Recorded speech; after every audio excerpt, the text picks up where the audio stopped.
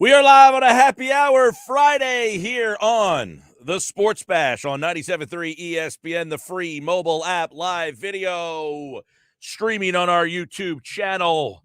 I am your host, Mike Gill. Josh Henning is producing today's show.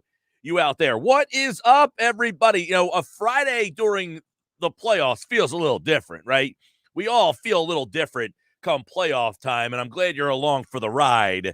As I take a look at this game, I need your help. I want to compile everybody's thoughts together here, and I want to have you let me know what you're looking at in this game this weekend. Text in 609 403 0973, 609 403 0973. What is the one thing that you're confident about and the one thing you're concerned about? Hit me up on the text board. If you're watching the show on the live video stream, hit me up in the comments section. If you're listening to the show on the free mobile app, you can message me through the app on your phone. I want a lot of engagement today. I want a lot of back and forth. I want a lot of thoughts because, you know, as we get through the week, you compile all this information. You know, you hear from all the different particulars, and then you start to formulate your opinion. What is the one thing you're confident about? What's the one thing you're concerned about? They are where I want to start today's show because these are the different things that I've kind of thought about all the way through the week. And as I open up a Friday show with you guys, these are the things that I say, all right, this is where I'm at. The one thing that I think I feel pretty confident about is that Philadelphia can run the ball against Tampa Bay. I know Tampa Bay, 93 yards a game, run defense. Every time the Eagles have been up against a team that has been advertised to have this great run defense, it hasn't worked out so well for the team with the run defense. You remember the Saints had the best run defense in the league. That didn't work out so well. When you're good at something, you stick with it. And I think the Eagles aren't only good at something, they're the best. And that can't be downplayed in this type of game. 2 players on the Philadelphia Eagles have been named to the All-Pro team. Jason Kelce, first-team All-Pro. Lane Johnson, second-team All-Pro. They have premier players on your team. And when you have the top level players on your team, you know, what are we talking about in this game? They got Vita Vea. You can't run at him. He's the best. You have the best. You fight fire with fire. You have the best. That's what you do. That's who you are. And that's what the Eagles need to be. They need to be the team that says, we're the best at running the football. You stop us. So that's number one. They cannot change their identity in this game all of a sudden. This is who you've become. Embrace it, and I think they will. Miles Sanders will play in the game. Nick Sirianni just said moments ago that there will be no limitations on Miles Sanders. Sanders himself said he's ready to play. So you do have that added value for the Philadelphia Eagles run game. He had 56 yards on 9 carries the first time they played. I would anticipate the number for Sanders this week will probably be around the 15 carry range. I think you'll see Jordan Howard get around 10. Look, if Jordan Howard has 10 or more carries, it's a great sign. Because that means Jordan Howard is running the clock out late in the game. Jordan Howard's the guy that they use to kind of pound on the defense. He's the guy that, you know, they kind of hand the ball off to in the second half of the game, let him kind of bang away at the defense. So if Sanders has 15 and Howard has 10, that's a pretty good sign. Boston Scott, Kenny Gainwell, how are they involved in the offense? I think that all remains to be seen. But if you get 25 carries between those 2 players, I think we're going to have a good conversation on Monday. Or at least, hey, look, if we have a good conversation on Monday, that doesn't mean they necessarily won the game. What it could mean, though, is that the game was close and they had a shot. And I think right now for the Philadelphia Eagles coming into this game at 9-8 after 4 wins last year, really a rebuild type of season, if they go toe-to-toe with the defending Super Bowl champions in a playoff game, I think at the end of the year, you sign off and say, boom, boom, boom, this season was a success. Anything they do after this, it's already been a success. To go from 4 to 9, that's a success. To be in the playoffs after a 4-11-1 season, that's a success. This isn't about whether or not this season is a success or not. They've already achieved that. This is about furthering this particular season with the house money that you have, and I talked about it the other day. I think Nick Sirianni, in the game against the Tampa Bay Buccaneers, the first time they played, found something. What happened in that game in the second half, I think, unlocked the key to the rest of the season, and it allowed them to really become the team that they now become. And they didn't do it the very next week against the Raiders, although there was some indications they were going down that road. They did run the ball against the Raiders 32 times. 13 of those came from Jalen Hurts. But I think that you'll see a much more run-oriented Hurts in this game. I wouldn't be surprised if Hurts has 8 to 9 carries. Did you know that Jalen Hurts led the team in rushing? Believe that. He actually had 784 yards. It was the most yards from any running player on the Philadelphia Eagles. Miles Sanders was second. Now, Sanders played 3 less games than Hurts did. He had 754 yards. I think you can make a pretty strong argument that if Sanders played in all 17 games, he probably would have gone over 1,000 yards. He averaged 62.8 yards per game, and you think about that over a 17-game season, I think it's like, a little over 1,000 yards. Sanders got 62 yards a game, and if you remember the first 7 games of the season, he barely was a factor in the run game. 609 403 0973 609 403 0973. Hit me up on the text board if you're watching the show live over on the YouTube channel, which you can watch through the YouTube app on your phone or your smart TV. You can hit me up on the comments section over there as well. Chris Hernandez is watching the show live on YouTube, and Chris says weather can be the best factor. If it's rainy and windy, it can slow down Tom Brady. Anything the Eagles can do is a positive. We are basically playing with house money. Yeah, Chris, I'm going to go to the weather factor. The rain isn't as big of an issue, in my opinion. We talk so much, a lot of people listening are fantasy football players. And as fantasy football players, sometimes we overthink. It's raining out. I can't play this quarterback. I got to go with my other quarterback. And then that guy goes out there and slings it 50 times, and you're like, what the heck? The quarterbacks and the receivers, I don't think are as deterred by the rain as they are by the wind. And if it's supposed to be windy down there, I think I heard this morning that they're talking about like 30 to 40 mile per hour wind gust in Tampa for the game on Sunday. I think the rain's going to be out of there by the time the game starts, according to the weather. That doesn't mean that they're on the money with that, but they're saying the rain should be in the morning, but the wind's not going anywhere. Apparently, there's a coastal storm coming up this way as well for the weekend, and it's going to originate and start down in Tampa area, Florida, and head its way up this way. So by Sunday, by the time we're watching the game, we probably could be sitting in a rainstorm.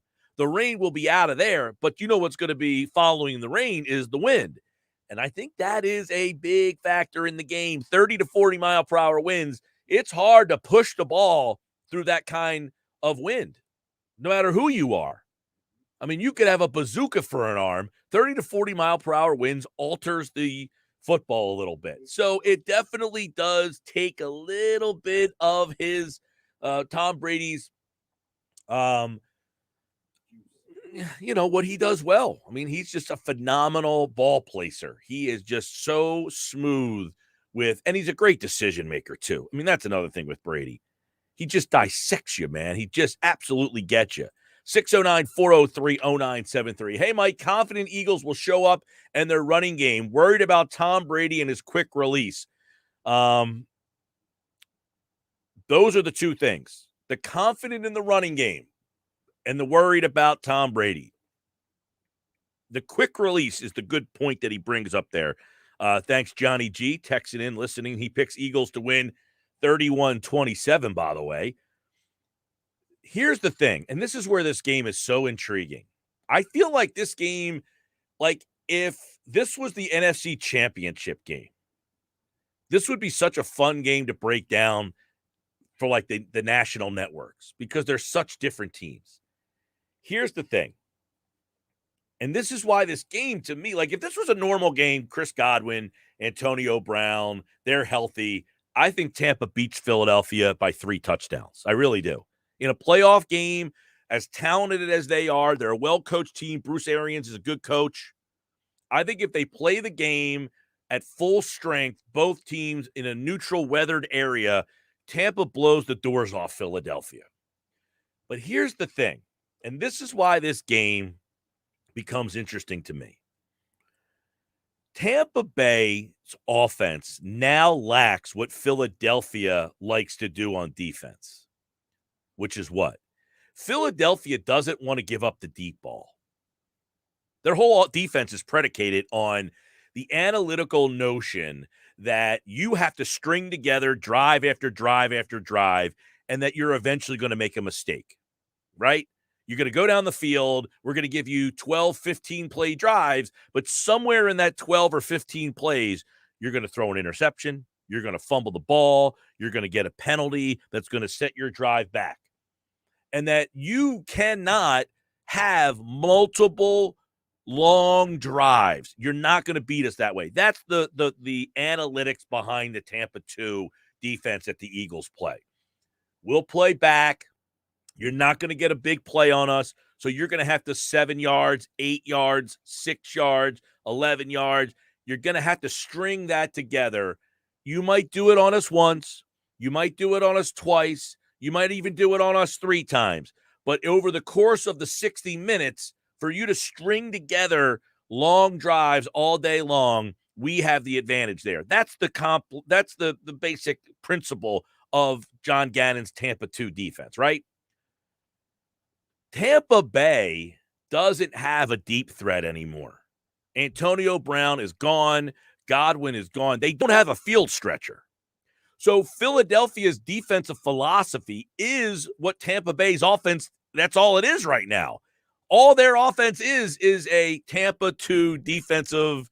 They are the antithesis offensively of what the Tampa 2 wants you to do. Mike Evans is a great receiver, but he's not a field stretcher. Rob Gronkowski is maybe the best tight end in the history of football to some, but he's not the same player, and he's not a field stretcher. I mean, you're not going to get Gronk beating you down the seam for 50 yards. Gronk's going to catch the ball at the sticks, and, he breaks tackles. He's a tremendous athlete. But everything that Tampa's personnel does right now plays right into what John Gannon's defense is. The question is, can John Gannon's defense, they want to say, you catch the ball, we'll make the tackle. You got to do it all day long. Last time, they did. Difference is they had Godwin, they had Brown. Brown had a lot of big catches in that game, if you remember. O.J. Howard, another guy, had 6 catches in that game. Leonard Fournette, 6 catches in that game.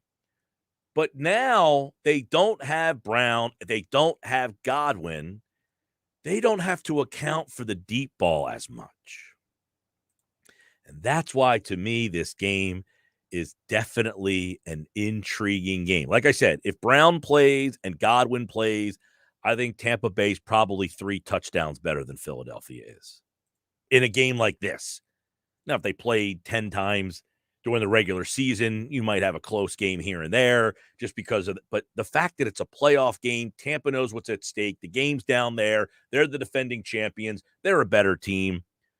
But everybody that I know that covers this Tampa Bay team, we had Anthony Becht on yesterday, who knows the team really well. Obviously, as a former player, he still has contact with a lot of those guys.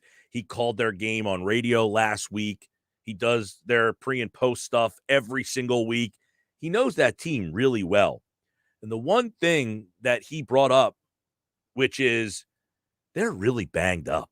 I mean, this is a team that kind of putted its way to the finish line. Now, they kicked the crap out of Carolina in weeks 18 last week. And I think Carolina was basically ready for the golf course. But if you go back and look at a couple of games, the game against the Jets, they really struggled. Tampa did. They had to come back in that game. They needed Brady. Think about this. In the game against the Jets, just to beat the Jets, Tampa Bay needed a 44-year-old Tom Brady. And I'm not downplaying what Brady is. He's still tremendous. But they needed him to throw for 400 yards, and they asked him to throw 50 times. 50. And in that game, Grayson, 6 for 81. I don't even know that Grayson plays in this game. Perryman, he had a couple of big catches. He averaged 20 yards a catch in that game. I don't know that Perryman plays in this game. Antonio Brown had a couple of catches in that game. He's no longer there. Gronkowski's the one that had the big game, 7 for 115. But they really struggled in the game against the Jets. They needed 400 yards from Tom Brady. Now, if Brady throws 50 passes for 400 yards, I got news for you. The Eagles ain't winning a game. But that game is something that sticks out. The other game that really sticks out, of course, is the game against the Saints. They did not score in that game at all. Now, you go back and look at that box score and say, why didn't they score? Brady threw the ball 48 times in that game for 214 yards. They had Godwin in that game. Didn't help. The Saints defense, and we asked Sal Pal about this yesterday, the blueprint of the Saints, what they did in the game, that's what Philadelphia wants to try to do. I think this game is fascinating because of the complete different mindset. Tampa Bay, Brady, that's who they lean on. I just told you, they threw 50 times in a game. They threw 48 times in a game in the last month. Philadelphia, as we know, doesn't want to throw that many times. And I'm interested out there. We're getting a lot of good text messages. Keep them coming. What's something you're confident about? What's something that you're worried about? 609-403-0973. 609-403-0973. Let's hit up some of these text messages. John from Mays Landing. Mike, the biggest concern for the game is coming out and running the ball. Our coaches come out at the start of the game and go pass heavy, then adjust and get the run game going. If we do that with Brady on the other side, we won't win. We got to keep the ball out of Brady's hands. John, I agree. I agree with what you said a little bit there, that he cannot get cute early in this game and say, let's try to catch them off guard and throw the ball. Can't do that. You got to come out. I would almost come out with Jalen Hurts under center and just show them we're here for the fight. We're going to go under center. We're going to turn around. We're going to hand it off. And our offensive line, which is our star, is going to go up against your defensive front, which you think is your star. And let's just see whose star wins the game. You know, the best team typically has the superstar that rises above the other stars. Both teams always have, you have a championship game in the NBA, and it's LeBron James against Kevin Durant. They're both superstars. But which star shines brighter? That's the guy who wins. This is this situation. The Eagles' star is their offensive line. The Buccaneers' star is their defensive front.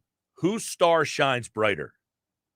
The Eagles, I think, have to come out. I'm not telling you what I think they will do. I'm telling you what I think they should do. Is get up under center, turn around from opening jump, and say this: we're here. We're here for the fight. And you're going to have to stop us on the ground 60 minutes. And at the end of the day, do you have enough stamina to keep up with us? Because you might stop us in the first quarter. You might stop us in the second quarter. But we're going to keep pounding you. And by the third and fourth quarter, Vita Vea, how are you feeling? How is that defensive front feeling? Do you have the stamina to stick out with us for 4 quarters? Because we're going to run the ball, and that's who we are, and that's what we're going to do. That's what you have to commit to it. Sue, he's not the same player that he was. He's still a big boy. I mean, Sue is definitely a guy that was a difference maker more in his Detroit days, he was really good. He's pretty good still, but he's not the same difference maker that he was in those Detroit days. 609-403-0973. I'm Mike Gill. This is the Sports Bash. I'm excited about the game. I think it's a really cool matchup. It's definitely not your typical 7 versus 2 because they're so different. A lot of times 17 gets in, you don't feel like there's a path to victory. Although on the other side, you look at the Pittsburgh-Kansas City game, that's right there in terms of how you usually feel about a 2-7 game. I don't think too many people think Pittsburgh has a shot to win that game. Sports Bash this hour being brought to you by Piccalilli Inn, your best pick for South Jersey's best wings, Route 206 in Chemung, New Jersey. A lot of people watching the show on the video stream today. We appreciate you guys as always. If you're watching the show live, leave me a comment where you're watching from, your concern, and what you're confident about. Also, if you're watching the show live, do me a favor. Subscribe, get it out to your friends. Let's get a lot of people watching the show on a Friday edition. We got a special guest coming up for you at 3 o'clock, a little reunion of sorts. Stick around for that. That's at 3 o'clock today. You're going to want to stick around. A little reunion segment coming up at 3 o'clock. If you're watching the show, you can actually get a little insight on who that guest will be over my shoulder over here. You see the lineup of the guest, right? You see the lineup of the guest on the show right behind me. All right, Sports Bash Live. Nicholas is watching in Delaware. Thank you, Nicholas. Appreciate you getting in. Hit us up in the comments section. Mike McGarry today at 2:40. We got a special reunion guest at 3 o'clock today. Also, Geoff Mosher football at 4. Happy Hour Friday with the PT. One thought every game. Casey Joyner at 5. This is the Sports Bash live on 97.3 ESPN and the free mobile app.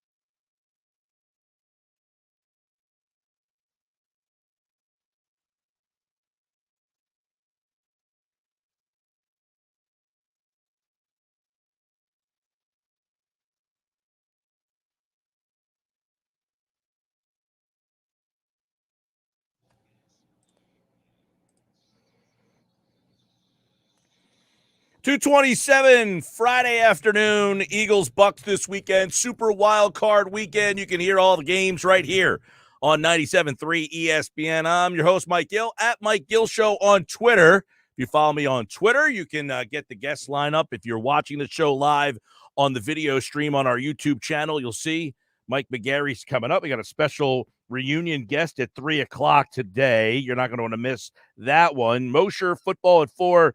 Pete Thompson has happy hour Friday. Casey Joyner, one thought every game. Geoff Kerr tonight from CBS Sports. We'll go through all the wild card action for you here. I got your text messages and all of you watching the show on the live video stream on the YouTube channel. You can get that through the YouTube app on your phone, laptop, tablet, or the Smart TV YouTube app on your smart TV. Let me go to the text messages. Hey, Mike, Paul from Millville. What's going on, Paul? He says, the one thing I'm confident about is that the offensive line will show up. This is the group that has the most playoff experience on our team. The one thing I'm most worried about is that Sirianni is going to try to be the smartest guy in the room and may be quick to deviate from what got us to the playoffs. Please, Nick, no bubble screens, jet sweeps. They have not worked all season. Paul, a couple things. Let's break that down. The offensive line of the Eagles, you are right. They are, to me, the Eagles' offensive line is their MVP. That is the best unit on their team. Their offensive line is, if not the best, they are one of the top 5 offensive line units. I would go as far as to say they're a top 3 offensive line unit in football. There's nobody out there, to me, better than Kelsey at center. Okay, we're splitting hairs if he's the first or the second.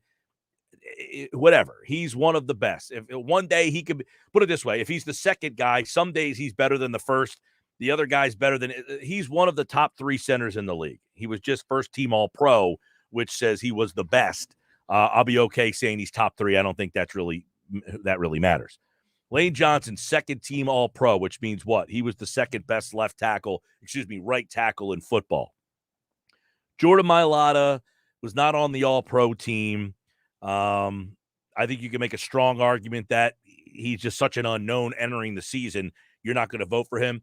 I think 30 of the 32 teams would say, I'll take Mailata.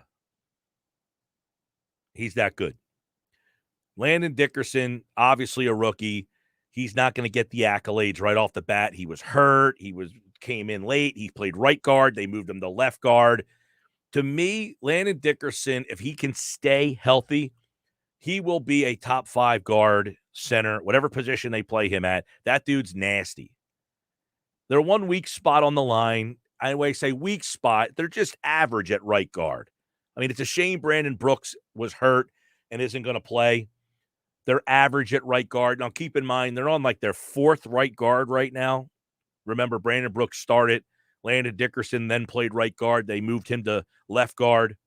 They then played Jack Driscoll at right guard, who was playing really well. Then he got hurt. Now they're on Nate Herbig. Sue Opeta has played right guard. The right guard spot has been the weak spot for them. But when you have 4 of 5 players on the offensive line that would start on probably 25 of 32 teams, you have something. So to go back to the text message, their offensive line. Now, the other point about Sirianni, I don't think Sirianni tries to be the smartest guy in the room. I think he decided, look, we can't throw. We're going to run. It took him 6 weeks to do so, but I don't have this feeling that Sirianni tries to be the smartest guy in the room. I think he decided we're a running team. Let's go with it. That's who we are. So I like what Sirianni, in terms of, I don't think Sirianni tries to, look, everybody tries to do something sometimes. Here's the thing. For me, in a game against Tom Brady and the Bucs, I can't try to do too much. I don't, like, there's that adage of, hey, Josh, you're an MMA guy, right? When Poirier fought who, and he couldn't, he had not beaten him, and he had come out and said, to beat him, I can't just beat him doing what I do. I have to take chances. The McGregor fight. Right. Because he lost to him badly the first time. So he said, I can't just do what I do. I have to take chances, because if I just do what I do, I'm going to lose again. Right. So he just changed his game plan. I don't think the Eagles need to be that guy. I don't think they have to look at him and say, we can't beat him if we're just who are we are. No, you can beat him if you are who you are, because the last time you played him, you tried to be something you weren't, and you got your ass kicked. To me, Because sometimes, like the whole narrative of to pull off an upset, you have to take chances and do stuff that you normally wouldn't do. I don't think that has to be the case because of the Eagles' style. Well, part of the problem is sometimes people take that literally. Like you and I was talking about, me being literal or not. The literal definition of taking chances is doing something completely different. But you can still take smaller chances. For example, minor modifications on defense. For example, obviously what you were doing defensively in that first game was not working. Offensively, you have a formula that works. So to me, the key offensively is do what's gotten you here. And the key defensively is go watch the tape of the teams that beat Brady and try to replicate it. We went back to yesterday with Sal Pal, the Saints. And I asked Sal Pal, the question is, do the Eagles have the personnel to do what the Saints tried to do or did or pull off? That's the big question. I think they have the D tackles to do it. They have the D tackles. I think Hargrave is a big factor in this game because the one area where they're weakest on their offensive line, I think, is the Hargrave spot. Yes. That's their weak spot. Yeah, the interior of the Bucs line is not elite. But their offensive line in general is pretty good. They're weak. It's like Philadelphia. Their offensive line, by the way, the all-pro teams came out. Philadelphia, Kelsey was first-team center. Zach Martin from Dallas was the guard. Wirfs, the right tackle from Tampa Bay, he was the tackle. So you're getting, you look at how many playoff teams. Trent Williams, the left tackle from San Francisco, he was the left tackle. Deebo Samuel, he made it. So you got a lot of players that you're going to see this super wild card weekend. Yeah, to me, I think that Fletcher and Javon can get that pressure in the middle. But I think part of the key is, Mike, how many times have you seen Avery line up as that blitzer in between Cox and Hargrave? That's where I think they can take chances. Not on the offensive side of the ball. They need to take their chances on the defensive side of the ball. 609-4. Now, I see the first team right here. It was Rodgers, Jonathan Taylor, Mark Andrews, Devontae Adams, Cooper Kupp, Deebo Samuel, Trent Williams, Tristan Wirfs, Joel Patino was the left guard. Zach Martin was the right guard. Jason Kelsey was the center. That was your offense. I don't see the second team listed. I have the second team. Give me 1 sec. I know where it's defense was TJ Watt, Myles Garrett, Aaron Donald, Cam Hayward, Darius Leonard, Micah Parsons, Devondre Campbell, Trayvon Diggs, Jalen Ramsey, Byard, and Jordan Poyer, who was drafted by Howie Roseman in the 7th round.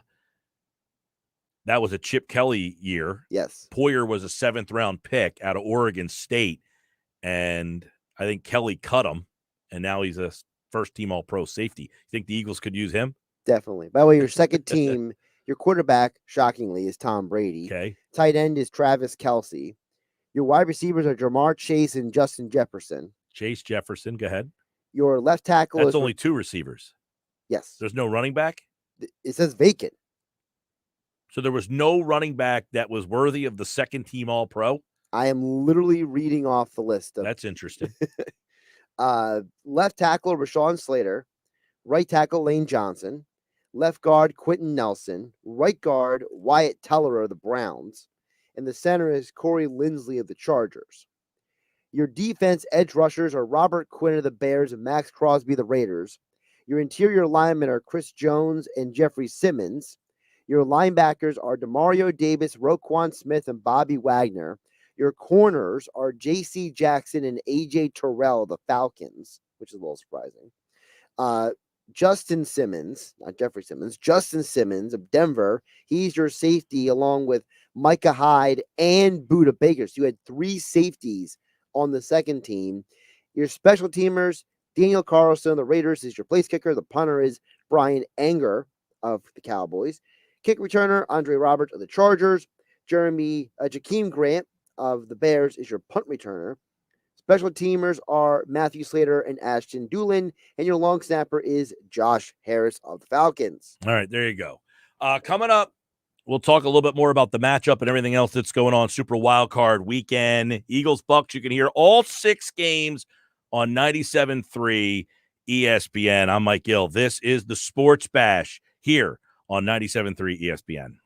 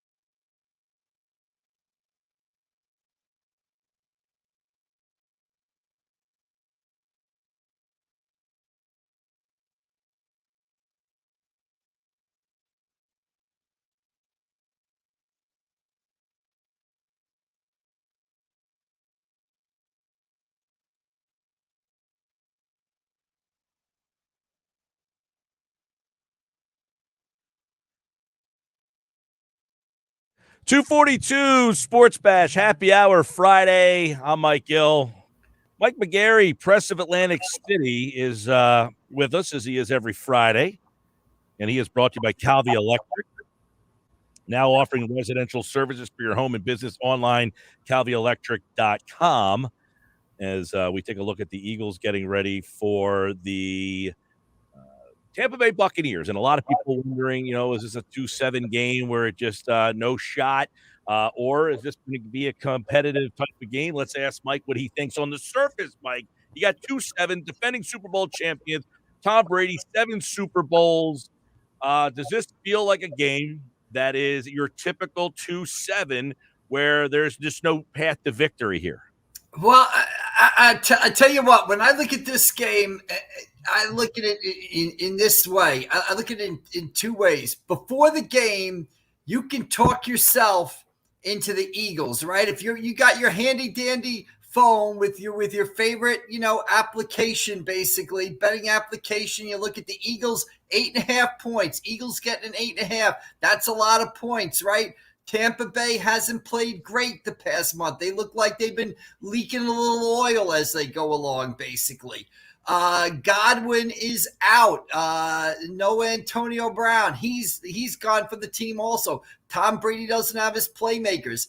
Yeah, the teams met early in the season, but that was before the Eagles figured out who they were. They weren't a team that ran the football back then. That was early in the season before they became this running dynamic team. So you can talk yourself, and the Eagles are playing well, right? You can talk yourself into the Eagles plus 8.5 and maybe go in there and actually winning the football game.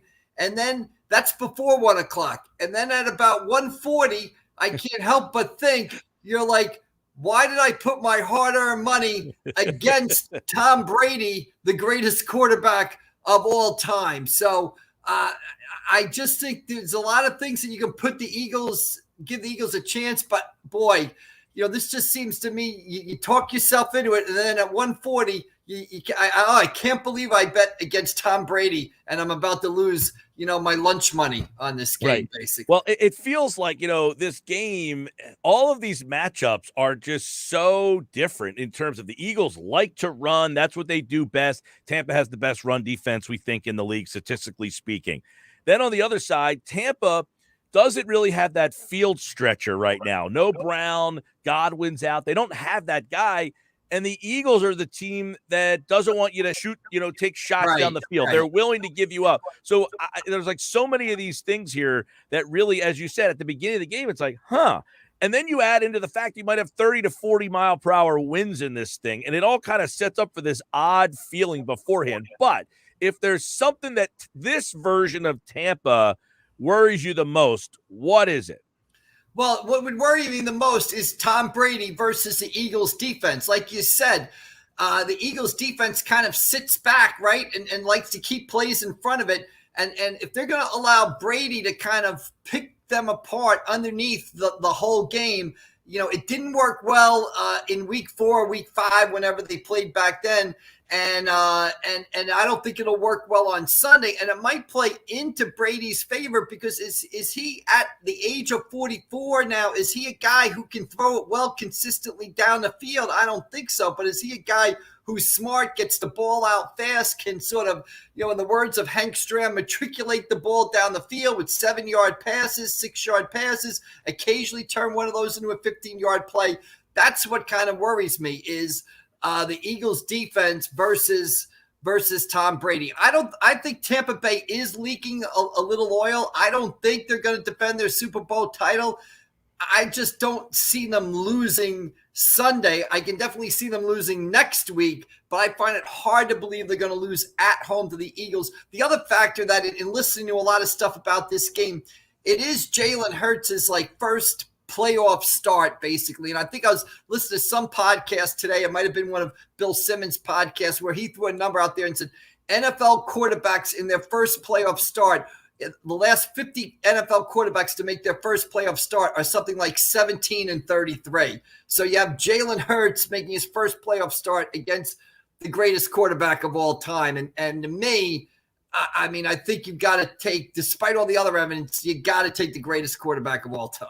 All right, what side of the ball, if you're the Eagles, if you're watching this game, do you have more more confidence is going to be successful? The Eagles' run game or their defensive side of the ball? Because if it feels like because I asked that question because if you feel confident that the Eagles' run game can do things, I feel like that makes this game way different from the first time. The Eagles only had the ball for 20 minutes the first game. Right. They ran the ball 9 times. And as I said before, that was back when Sirianni was seeing himself as like Air Sirianni, right? They were not committing to the run, basically. It was still a couple of other weeks before, after the Las Vegas game, that he kind of turned the game over to the offensive line. The Eagles have a different personality now than they had against Tampa Bay early on.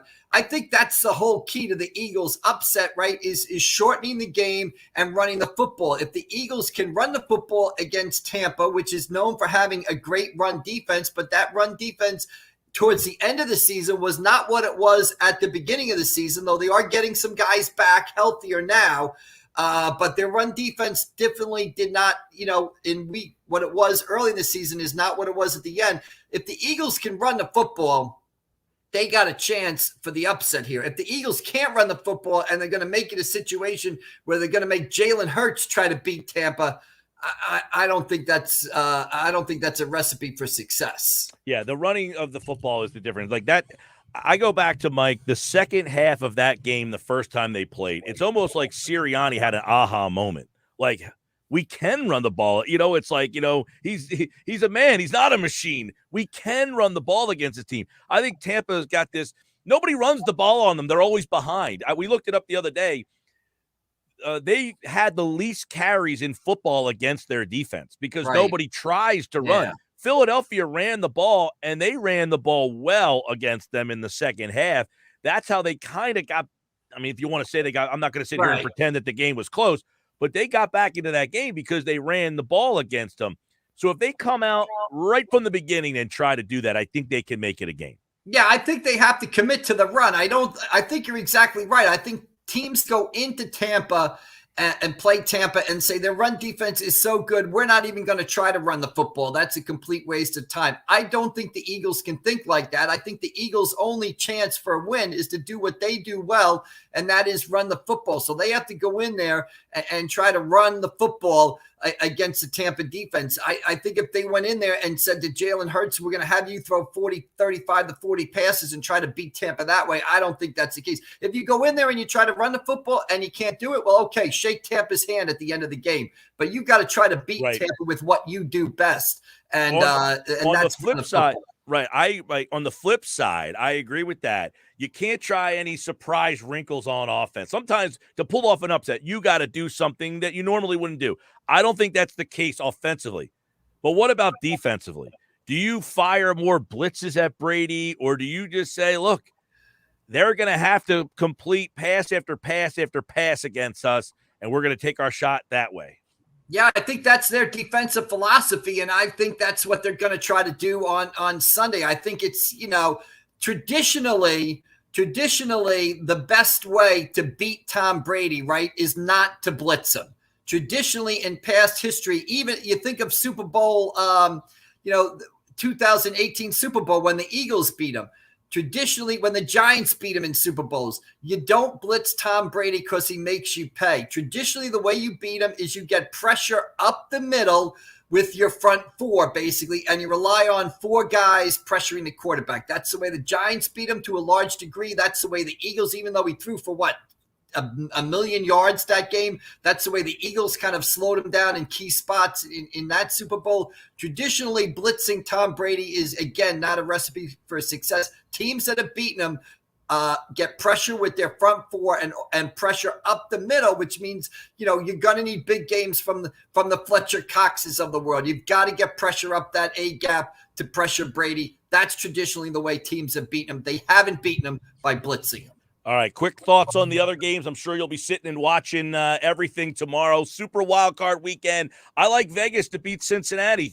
Too much pressure from the Vegas D, Mike. Not a good enough offensive line for Cincy. I'll go the opposite way there. I have worries about Vegas finishing up a game at 1 a.m. on a Sunday, coming back on the road in Cincinnati for a 4:30 game on a Saturday, 5.5 days later. I like Joe Burrows and the boys in that game. All right. I got New England against Buffalo, weather related. That's why. I think the weather in Buffalo hurts their own team. Could be, but again, I don't know if New England's explosive enough to win that game. So I'm going to take Buffalo at home. I just don't know if the Patriots can score enough. I like San Francisco.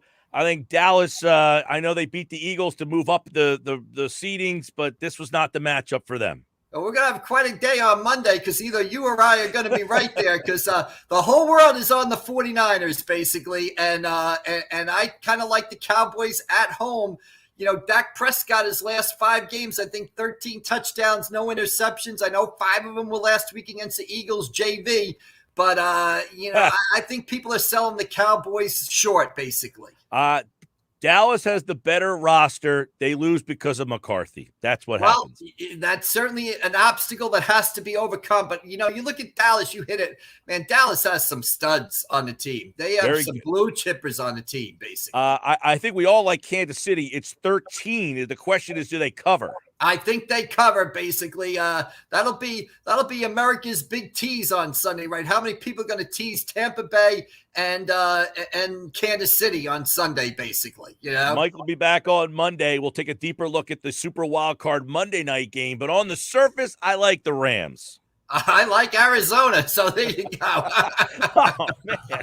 I don't think we agreed on one except for Kansas City. And I'm imagining you're not ready to go out on a limb and take Philadelphia. No, I think you got, again, don't be that guy on the couch at 140 who says, why did I lose my lunch money betting against Tom Brady? Don't be that guy, basically. All right. Mike McGarry for the Press of Atlantic City. We didn't agree on one game this weekend, I don't think. There you go. So you'll want to check back in on Monday as we bring it all back to you. All right, Mike, have a good weekend. All right, we'll see you down the road. Thanks. There's Mike McGarry from the Press of Atlantic City, and he is brought to you by Calvi Electric, now offering residential services for your home and business online at calvielectric.com. When we come back, we'll talk a little Eagles, Bucks, NFL, and everything. An old friend, little reunion of sorts right here on the Sports Bash. Stick around, find out who it is coming up next. If you're watching the show live, you already know. And that's next here on the Sports Bash live on 97.3 ESPN and the free mobile app.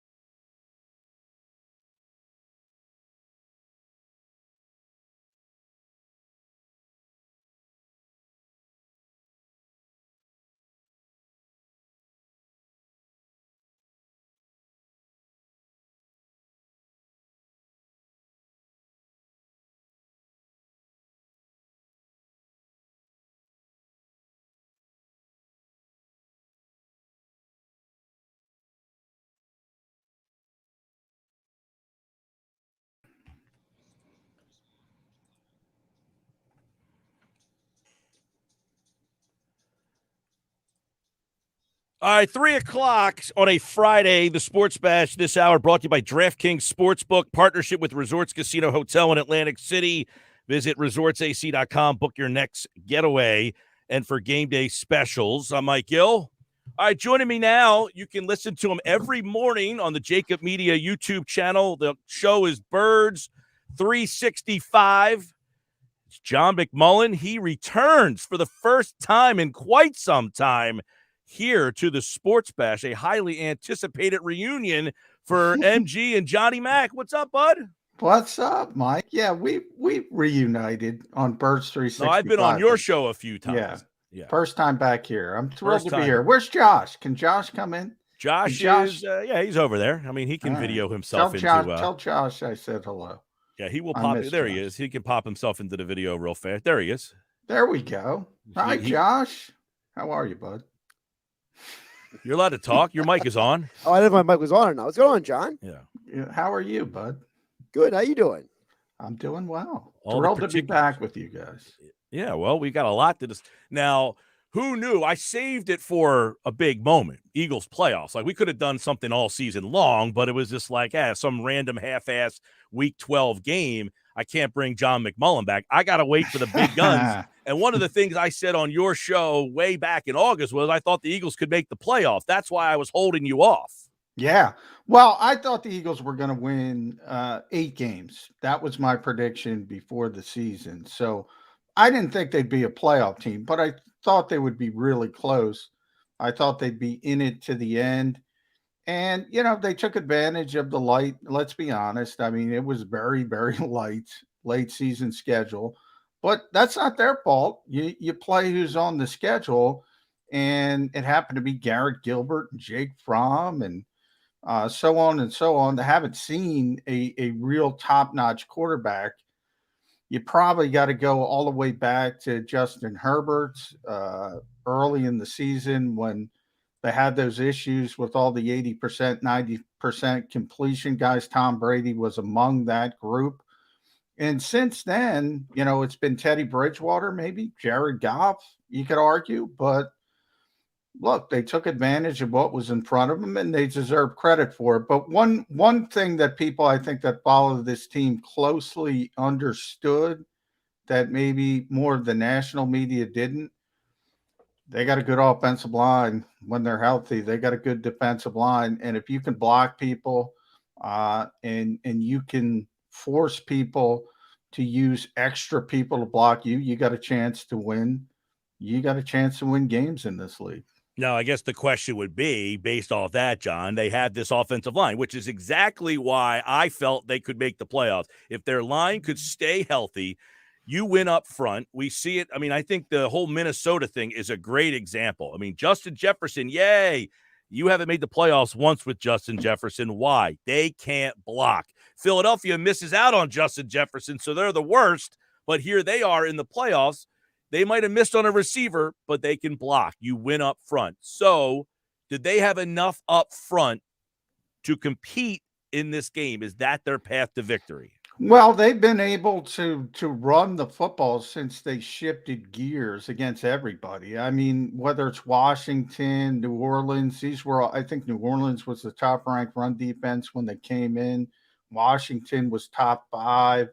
And they've been able to run the football against everybody. Now you come up against Tampa Bay. Tampa Bay, they're disappointed, Mike, because they're used to leading the league in run defense because of Vita Vea and how dominant they've been, the first team since the Williams Wall Vikings to lead the league in rush defense in consecutive seasons. And they finished 3rd this year, and they're disappointed about it. That's how good they are typically at defending the run. And the interesting part is the Eagles, they have no concerns. They think they're going to be able to run the football. So it is strength versus strength. And there's no question the Eagles have to do that to win this football game. If Jalen Hurts has to drop back 35 times, they're not going to win. They're not going to win a shootout. It's not going to be Super Bowl 52 all over again. They're not equipped to win that way. So I think the important part is to get a lead. I think if they get down by 2 possessions early, like they did the first time these two teams met, they're in trouble. They need to play with the lead. They need to get off to a good start. They need to shorten the game, sort of old school football mentality that Philadelphia likes. That's how they have to beat this team. Well, and I guess there's no.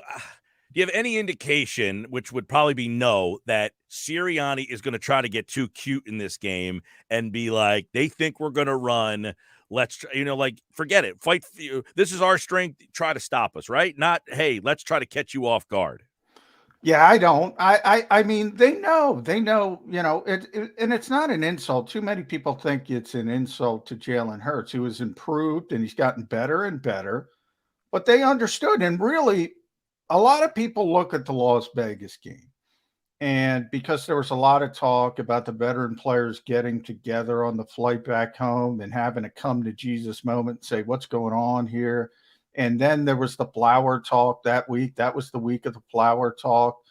And that's when the Eagles turned their season around and became the run first team. But people forget it was the Tampa Bay game. It was the Tampa Bay game. Right. They had the mini bye. It was a Thursday night game. They came out in Las Vegas running the football. Jalen Hurts was put under center. Miles Sanders running the football, but then Miles got hurt. And so it got paused, and they got behind in the game, obviously. And it got paused for a week, and it really kicked in Detroit. But the impetus of the change was the Tampa Bay game, because they realized they were putting too much on the plate of a first-year starting quarterback. They wanted to simplify things for him. Running attack is the best friend of any quarterback. And they understand that's what they do well. And part of it is a young quarterback who continues to grow. But also remember, you talked about Minnesota and Justin Jefferson. They don't have weapons. They have Devontae Smith and Dallas Goedert, and that's it. So they're not equipped to go out there and throw the football 40 times. And they know it, and they understand it. On the other hand, Mike, it doesn't matter if it's Miles Sanders, Jordan Howard, Boston Scott, Kenny Gainwell, even Jason Huntley with the JV last week. Yeah. Everybody can run the football behind this offensive line. Right, and Tampa Bay the last 2 weeks have given up over 100 yards a game on the ground, and it seems that you can get them on the outside. Up the middle, they got Vea, you've got Sue, they're strong there. But on the outside is where they struggle a little bit, and they're banged up at linebacker too. And you wonder if, Sanders is going to play. He said today, yes, sir, absolutely, I'll be out there. Sirianni said no limitations for Sanders. You see them kind of popping to the outside and trying to run. And how much Hurts factors into that, John? He only averaged 27 yards a game since the ankle thing. He was about 60 yards a game before that. You wonder if this is the game where he really has a bigger factor on the ground, and if they can utilize both Sanders and Hurts to the outside against Tampa. Yeah, that's the plan, because you talk about Jalen Hurts, and the Eagles say it's their +1 in the running game. So when they talk about their success, they, first and foremost, it's the offensive line. But the second part is the effect Jalen Hurts has on opposing defenses. And that's been ever since he sprained his ankle against the Giants, that has been curtailed. And Jalen deserves a lot of credit for winning football games without having his best trait, but the competition wasn't great. Here, the competition gets ramped up, and the goal of the Eagles for setting Jalen Hurts and everybody else in Week 18 was to get him as healthy as possible. Nick Sirianni said no limitations on Jalen Hurts, admitted there were limitations before. We'll see. You can't take coach speak sometimes at 100%, but they want Jalen Hurts to be a big impact on the running game again. And if they can get him back to that 60, 65 range and anything above that, the Eagles are going to be in good shape when it comes to the running game. This is about 7 weeks since that ankle injury, right? Yeah, I mean November 28th it was Right, that against giant the New game. York Giants. He didn't play against the Jets. They had the bye week. Then Washington, New York, Washington, Dallas, he didn't play. So you're looking at 7 weeks that he has had chance for that thing to get back. Yeah, and it was a high ankle sprain, so that generally is a 4-week injury. But also remember it's different for different people, right? If it's a quarterback has running game is a big part of his skill set. If it's a cornerback, if it's a running back, if it's a wide receiver, it's a bigger deal than if, say, it's an offensive lineman. So Jalen Hurts needs not only to be healthy enough to play on the ankle, which he has been, and he has been playing through it, but to be at his optimal level, he's got to feel good, and he's not going to be limited in the fact that he has been. I mean, the Eagles have curtailed him in the offense. They have gone to say, stay in the pocket, throw the football. We'll get the running attack from other people. They need, in this particular game, Jalen Hurts to get back to being what he was prior to the injury. Defensively, let's get into this. John McMullen, host of Birds 365 on the Jacob Media YouTube channel. You can catch that every morning from 8 to 10 with John McMullen and Jody Mack. Those two guys do a great job. 365 all year long. They talk Eagles and NFL. So the defense, whenever they've played anybody that's got a pulse, they've had some problems. Anybody else they've done pretty good with. They did not do well against Brady the first time. This is interesting to me, though, John. Godwin, Brown, both out. They do not really have a field stretcher, and Philly says, you're not going to beat us over the top. So this is like an ultimate, like the Spider-Man guy pointing at each other. We can't go deep. We're not going to let you go deep. So does Gannon get a little gutsy here and try to do some more things, knowing that Tampa doesn't really have that guy this week? Boy, I don't think so, Mike. And I think of all weeks that you want, and you've been around in this market for a long time. I've been around watching this team for a long time. That's what Eagles fans want, really, aggression, blitz, constantly talking about. If there's one quarterback you don't want to blitz, it's Tom Brady. I mean, it's not going to affect Tom Brady. He's going to read it. He's going to process it pre-snap. He's going to throw right behind the blitz, and you're going to be shaking your head. This is not the quarterback you want to blitz. Now, while I say that, everybody's going to be like, what, you can never blitz? No, of course you can. If it's 3rd and 13, for instance, maybe you want to blitz to get the football out of his hand quickly so he throws it underneath, then he can rally and tackle. But if you're talking about just being uber aggressive because you don't think they're going to beat you deep, he'll beat you deep. If you're gonna leave guys on an island, it might be guys you don't know of, like Tyler Johnson, Rashard Perryman. But the difference between a Tom Brady and an Aaron Rodgers, you look at Green Bay and people say Alan Lazard and Valdez Scantling, and they say, oh, those guys are playmakers. No, they're getting elevated by the quarterback. Tom Brady elevates people making big plays in a similar fashion, and he will do it. So Jonathan Gannon, the Eagles understand it's about execution. It's about limiting yards after the catch. And Rodney McLeod told me this week, he said it. He's like, the guy's seen everything. You're not going to fool him. So you just got to execute. You got to execute your defense. I think the biggest question, John, let's see what your answer is. I would imagine Slay's going to hang out with Evans. I think they learned in the Jet game when Nelson got hurt, when they had to move Slay around with, it was a more in that game that, all right, we can do that. I don't know who the hell defends Gronk. You have an answer? Does Gannon have an answer? No, probably not. I mean, it can't be an individual person. So maybe Hillary Clinton has the answer. It's going to take a village to stop Rob Gronkowski because it's going to be a little Rodney McLeod, Anthony Harris, TJ Edwards, Maybe you throw a corner of Bonte Maddox on him at times. But I mean, that's the deal with great tight ends, whether it's Gronk or Mark Andrews or George Kittle or even Dallas Goedert now. Similar, Tampa Bay is going to have the same issue.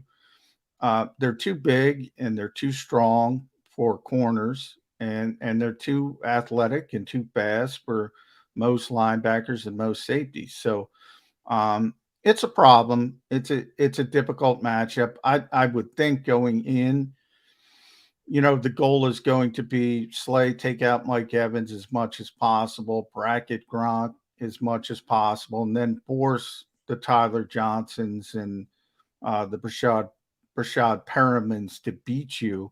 It might be Cameron Brate. It might be O.J. Howard. They might go with a lot of 12 personnel. It might be Leonard Fournette out of the backfield. Nobody uses their running backs, and playoff Lenny is back. And that guy scored, I think it's 6 or 7 straight playoff games. He scored a touchdown, Leonard Fournette. So they have a lot of ways to attack you. And that's why they're, I don't know. I think they finished second in offense, but they're right there with the most explosive teams in football. Well, and Fournette, the first game he had 6 catches in that game. That's another question. All right, let's see miraculously you figure out what to do with Gronk. Then you've got to figure out what to do with Fournette as well. I mean, I think that is it a pick your poison? I don't feel like you can take both out. Hey, just let somebody catch it, make the tackle. I mean, that's another point of this game that I think the Eagles' 2 weakest spots defensively is defending the pass against tight ends and then running backs. Yeah, and I think, if you think about the Eagles in week 6, Lane Johnson didn't play in that game.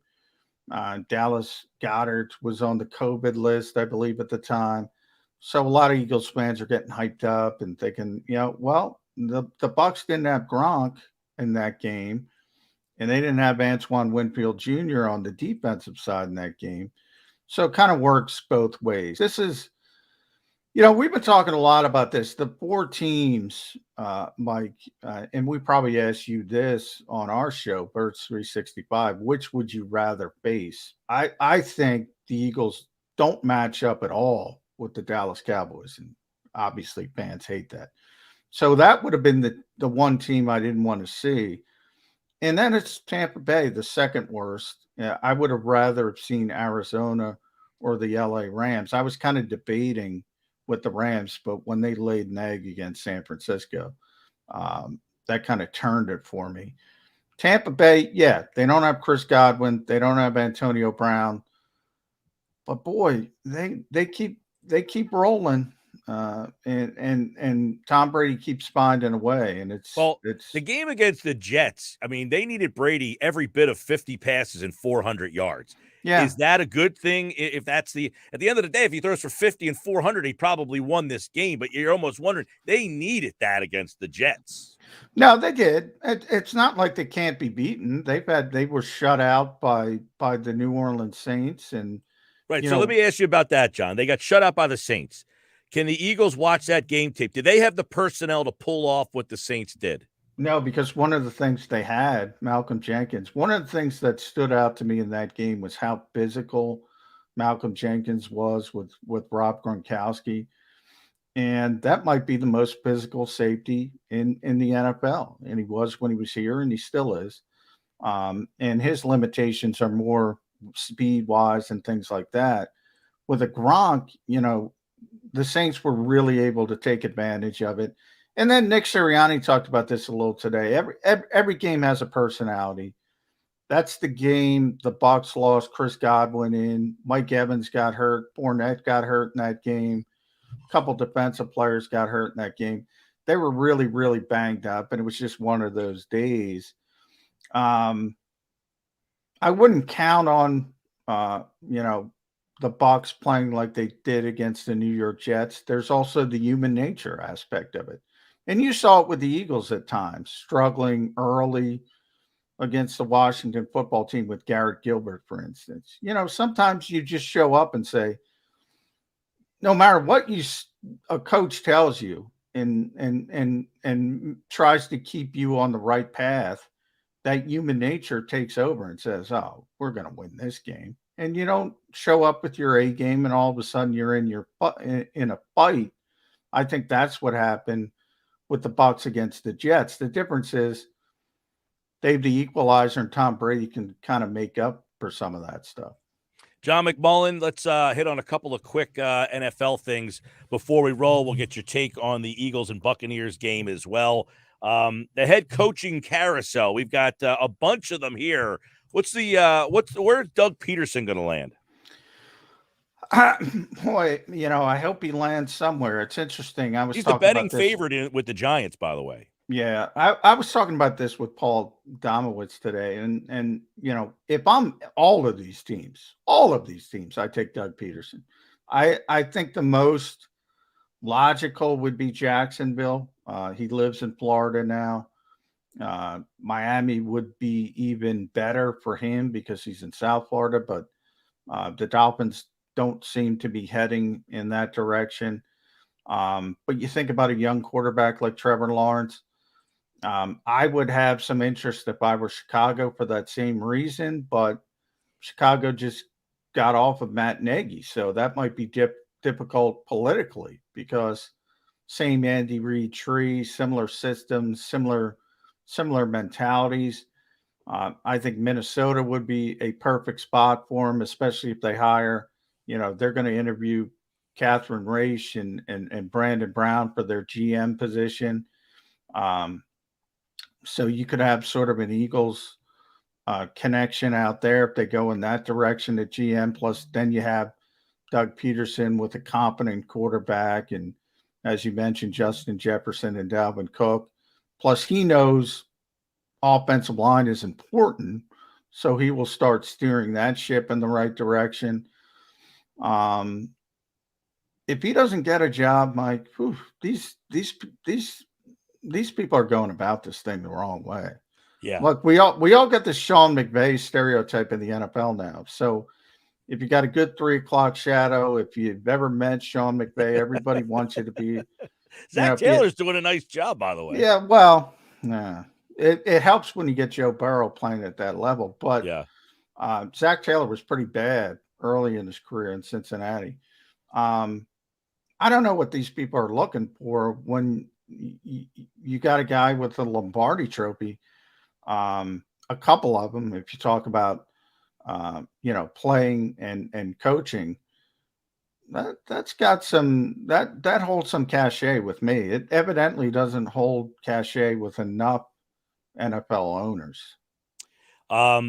Who gets upset this weekend? Well, it's coming. Definitely. Trying to think on who I think, I do think, and Jody was giving me a lot of crap about this because I think the Eagles, as I mentioned, don't match up very well with the Dallas Cowboys. San Francisco 49ers, that one would scare me if I'm Dallas because that team is so physical and they can do so many unique things with they have a very good offensive line. Very good running game, Trent Williams, but they do things in a different fashion than the Eagles with all the eye candy and the eyewash. And I could see them having sort of an undisciplined Dallas defense chasing ghosts. And I think maybe that's not the matchup Dallas would want. I think maybe San Francisco could upset Dallas. I wouldn't consider Arizona and Los Angeles. I don't care who wins that game. I wouldn't consider it an upset.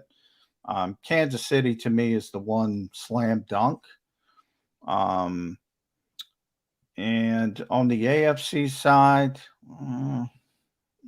the other games are close. So I wouldn't consider that very surprising. I would think San Francisco would be the biggest one. I got San Francisco winning that game as well. John McMullen, last one before we let you roll, bud. Does this game have an impact on Jalen Hurts' future as the guy here in Philadelphia? No, I think the narrative changes. If he goes in there and upsets Tampa Bay, he's the franchise quarterback for 10 years. If he loses the game, and again, Mike, I say that's the narrative. If he loses the game in an ugly fashion, then I think you start hearing the conversations of, oh, we need this, we have a ceiling with this guy and all that kind of stuff. From the Eagles sentiment, I've never thought this discussion was all that difficult for the Eagles. When they hit the offseason, if they can do better, they will go do better. And that means Deshaun Watson, if he clears up his legal problems, if he, agrees to a trade to Philadelphia, Russell Wilson, if he waives his no trade clause, Aaron Rodgers isn't coming here, so you don't have to worry about that. But if they could get one of those three guys, you'd have to be insane not to want one of those three guys. Bottom line is they're not going to be able to get them, though. So from the Eagles standpoint is, can we do better? If we can't do better, Jalen Hurts is the starting quarterback.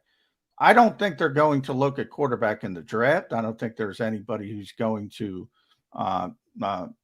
sort of wet their palate to believe that they could be better than Jalen Hurts in the short term. So this weird sort of framework of Jalen Hurts has 1 year to prove this or prove that. Why? A bridge quarterback can be more than 1 year. It could be 2 years. It could be 3 years.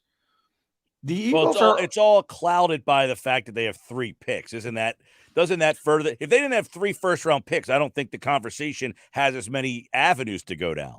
Well, yeah, but it's also a bad year for quarterbacks. Like if we were Correct. talking about last year, it's a whole different conversation because they loved Zach Wilson, and obviously everybody loved Trevor Lawrence, and then they would try to do everything possible to get one of those prospects. In this case, they're not taking 3 first-round picks. I'm pretty confident that they will either try to trade out to get an extra first-round pick next year, and then sort of you have that rolling capital that if there is a quarterback you want to seize the moment for, you can do it. Right. 3 first-round picks this year, there's no quarterback. Unless they love Kenny Pickett, and I don't think they do, you just roll it over.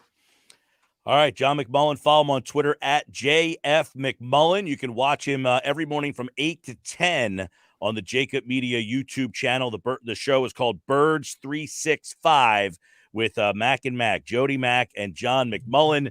And he was kind enough to take some time out of his day. I know the Eagles got a lot of stuff going on. They just had all their press conferences. Their injury report is out. Josh Sweat, Nate Herbig are the only 2 guys who could be in question. So we'll keep an eye on that. All right, Johnny Mac, we'll have to do this again sometime soon. All right, thanks, Mike. I see Mosher's coming up. Say hello for me. I will do so. He is in that football at 4 spot. You know it well. I do. Thanks, Mike. That's John McMullen at JF McMullen, Birds 365. You can check him out weekday mornings at 8 o'clock on the Jacob Media YouTube channel. He is here on the Sports Bash this hour, brought to you by DraftKings Sportsbook in partnership with Resorts Casino Hotel in Atlantic City. Visit resortsac.com to book your next getaway and for game day specials. I'm Mike Gill. Thanks to John McMullen. That was good conversation. See, John and I, we could go back and forth and talk football for a while. And unfortunately, we are out of time, but we got more. Football at 4, Jeff Mosher. Happy Hour Friday, Pete Thompson, One Thought Every Game, Casey Joyner. So we got you all locked in here on a Friday edition of the Sports Bash Live on 97.3 ESPN. I'm Mike Gill. This is the Sports Bash. Stick around. We got plenty more to go, including I want to get back into the coaching conversation. We never finished our list yesterday, so we'll have time to do that coming up next.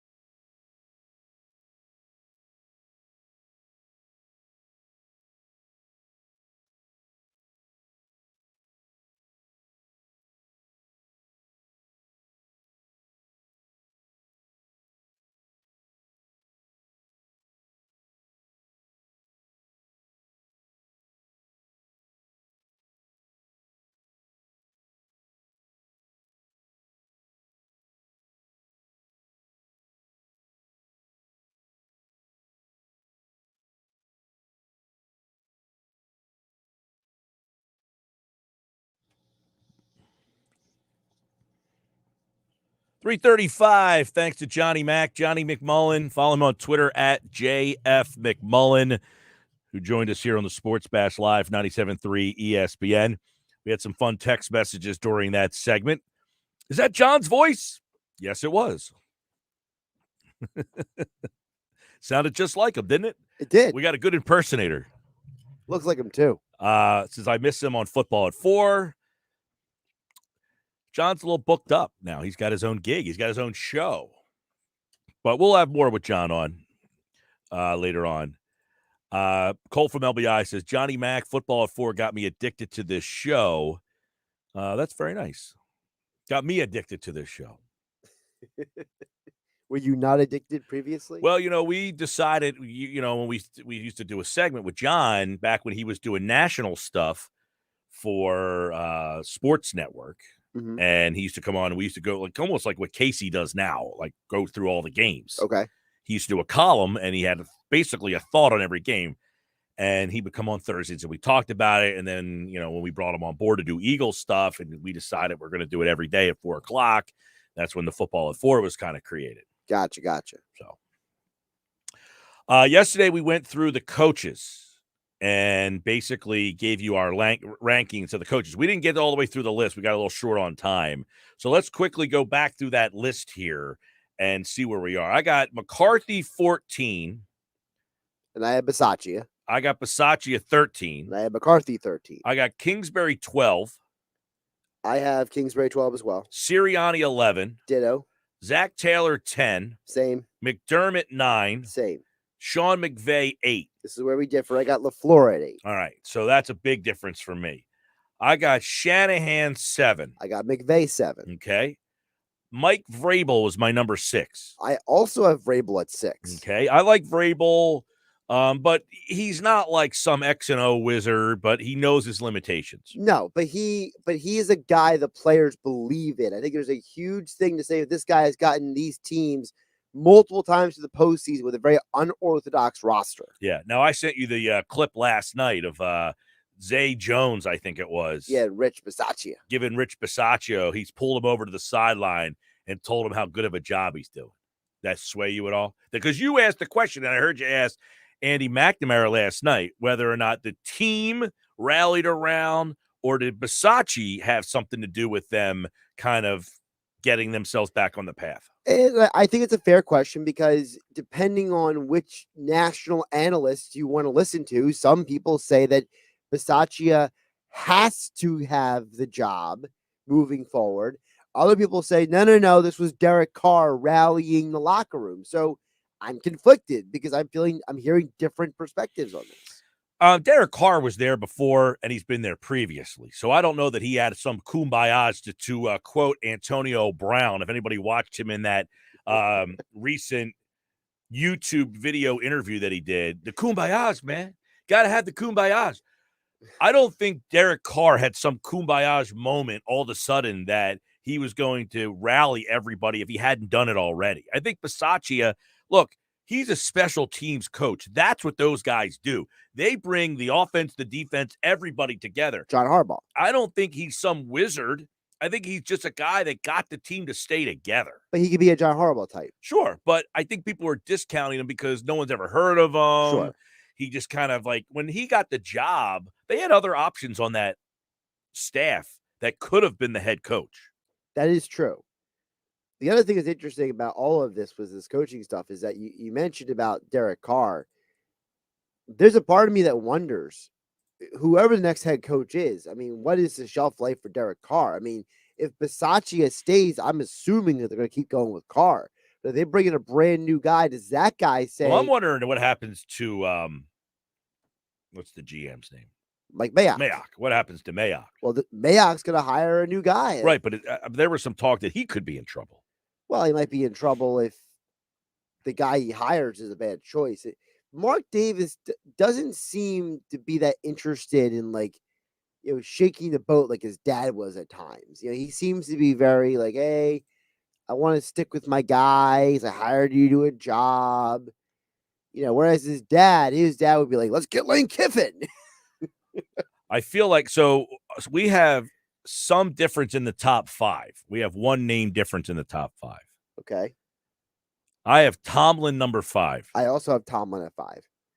I feel like Tomlin would be higher, but I'm a little aggravated with some of his choices for OC in the last few years. I feel like they've done way too much catering to Big Ben and not enough with doing best for the team. Yeah, I mean, I think Tomlin. He's a great leader of men. Correct. He's a great leader of men. But he's not an X and O guy. Yeah, I don't think he's got like some, rabbit out of the hat that he pulls week in and week out. I think he just has his guys prepped to play, and that's great. But, I don't know. Some of these other guys ahead of him. Look, he's up against two of the guys are two of the greatest coaches in the history of the game. Right. All right, number 4, I guess, is where we're going to have a discrepancy. I'm trying to think who you didn't have. Oh, I don't think you've had Shanahan yet. No, I haven't. All right, I have LaFleur at number 4. And I have Shanahan. Because Shanahan has done 2 things that LaFleur has not. Number 1, Shanahan has gotten the team to the Super Bowl. Mm-hmm. LaFleur has not. Number 2. Well, I mean, okay. Go ahead. That's a big deal, is it not? Yeah, but, I mean, LaFleur has only been the head coach there. He's 41-12. Would you expect him to get to the Super Bowl his first year as the head coach? He's been to 2 NFC championship games. That says a lot, I think. Well, Marty Schottenheimer got to a bunch of NFC championship games. Later on in his career, LaFleur got to these championship games right off the bat. Because he has Aaron Rodgers. So, you could screw up Aaron Rodgers like Mike McCarthy did, which puts you 14th on the list. The other thing I like about Shanahan is that I've seen him win a multitude of ways. I like Shanahan. I also feel, though, he's part of the reason why the Falcons lost that game in the Super Bowl. And I also feel he's part of the reason why, I think he's very creative, but sometimes, he gets gets in his own way. I get that. He can be a little too mad scientist at times. Right. LaFleur is 4 for me. And you're saying, well, he lost it.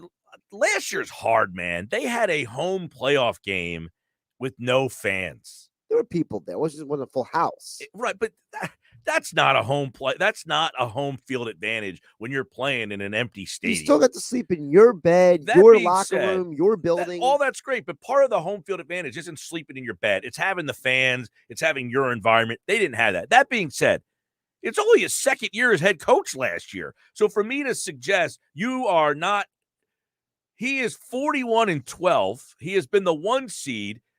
He was never a head coach before. I mean, it's not like this guy was a head coach and they brought him. He had no head coaching experience. Right. He comes into this position, and he's 41-12. I mean, look, it's easy to say he's got Rodgers. Other people have messed Rodgers up. Like, he's only got 1 Super Bowl. He has not messed Rodgers up. He has taken Rodgers and taken him to MVP status. Not that he wasn't already MVP status, but these are 2 of the greatest seasons Rodgers has ever had, and it's with this guy as the coach. That's why he's number 4 for me, with not a lot of success in terms of, I think he's 2-2 in the playoffs. But as a third-year head coach to be the number 1 seed again, I think he makes mistakes, he learns from them, and he gets himself here. I think he's ascending. That's, I think we're looking at a guy who's going to be in Green Bay for a long time. Number 3, I got Bruce Arians. Me too. Now, John McMullen's lookalike. Yeah, I like Arians, I think he's just like one of those guys that he knows how to be your friend, and he also knows when it's time to put my foot down. Yeah, Bruce knows how to coach the team and the individuals. He's not a one-size-fits-all kind of guy. Yeah, he is the kind of guy that's not afraid to tell Tom Brady, hey, you need to pick your game up, dude. Yeah, but he'll say it with a lot of curse words. Right. Which makes it great. I love when he was asked about something, I guess it was about Antonio Brown or something. He says, I don't give a bleep what, he's that guy. But I also think he's a good offensive mind. I mean, the whole he also hires great no risk coaches. it, no biscuit. But he reeled that back in when Brady said, look, this isn't the offense for me. When he was in Indianapolis, remember, nobody really knew who this guy was. He was like, he would have won the coach of the year as an interim. Right. The other thing with Bruce is whether he's in Arizona or Tampa, he has always hired great coordinators, great assistants. He is someone who knows how to get some of the best people on his staff. Well, and this is where a guy like McCarthy, okay? McCarthy has good coordinators. Mhm. He's got Dan Kellen Quinn. Moore and Dan Quinn. They both do a pretty good job. McCarthy manages the game. He's an idiot. Same with Arians. He's got good coordinators, Leftwich and Bowles. He manages the game, and he does a good job of it. Right. And that's where Arians is smart enough to know, I got too much other things going on. I'm going to get out of the way. But he does a good job at being what he is. Where McCarthy, he doesn't call any plays, and he still gets in the way. I don't know how that's possible. Because he's that dumb. Jeez. It's frustrating because they got a great roster, It's man. actually kind of impressive. It is. I was talking to one of the Cowboy fans today, too. And it's like, I don't know what you're talking about with McCarthy. I say, how many games have they lost where you've talked at the end that their clock management has been a problem? Really? Yeah. Like, it's almost every time they've lost this year, it's because something McCarthy did. That's the only reason why they lose. When at the end of the day, when the Cowboys lose, it's the same answer. Why did they lose this game? Because the coach made a major mistake. That's why. And part of it's because the owner wants these guys you can push around because he doesn't want a real guy who can control the situation. He's had two guys who had their hands on and did the job well. That was Jimmy Johnson and Bill Parcells, and he couldn't put up with either one because both of them were too strong. It's not that they're too strong almost either. It's that they get the credit for the team's success and not him. He wants to be the guy that gets the credit for they picked the roster. They found the talent, not that the coach was the reason. And that's why this thing can't work. You can't have the guy saying, I want the credit for building the roster, so I'm going to get a lesser coach. It doesn't work. It doesn't work. I say all the time, the Cowboys are more talented than San Francisco. They're a better roster, but they don't have a better coach. They will not be better prepared on Sunday. If they lose the game, that will be the reason. Now, if they win the game, it's because they have a better roster. Right. But if they lose the game and you say, why the hell did Dallas lose to San Francisco? The answer will be they were not prepared. That will be the answer. I guarantee you, if Kyle Shanahan was the Cowboys coach, the Cowboys should be the favorite for the Super Bowl. Anybody else in this field coaching Dallas, I think they would have won they win the Super Bowl, to be honest with you. And not Kingsbury. I can't give you Kingsbury. Sorry. By the way, who are your top two? Andy Reid, number 2, Belichick, number 1. I got the same. Yep. Yeah. And that could change. If Andy Reid wins the Super Bowl this year, that would be his second. Now, Belichick has 6. So It's hard to say 2 passes over 6. But Andy, I think. Andy's ascending. It's kind of weird to say that he's ascending when he's been coaching, 24 years, I think it is. Since 99. Sports Bash Live, 97.3 ESPN. We got football at 4. All pro teams are out. 2 Eagles made the list. Go to 973ESPN.com to find out which Eagles. 1 first-team All-Pro, 1 second-team All-Pro. The details at 973ESPN.com.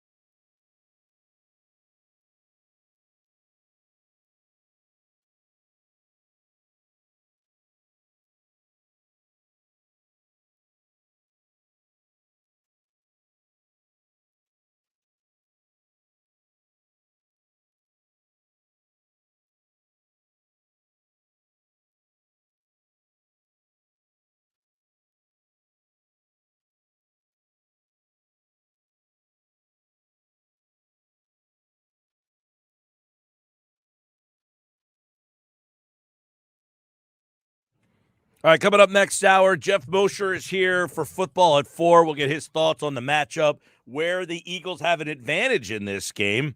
Sports Bash Live, 97.3 ESPN, the free mobile app. You can watch the show live through our YouTube channel. Stream us on YouTube on your smart TV or your phone. Just use the YouTube app.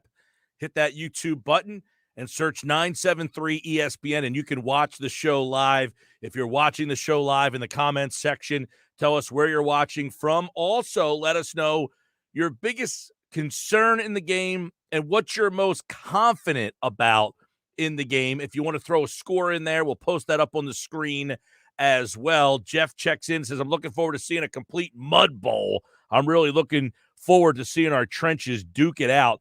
Geoff, here's the thing. I don't know.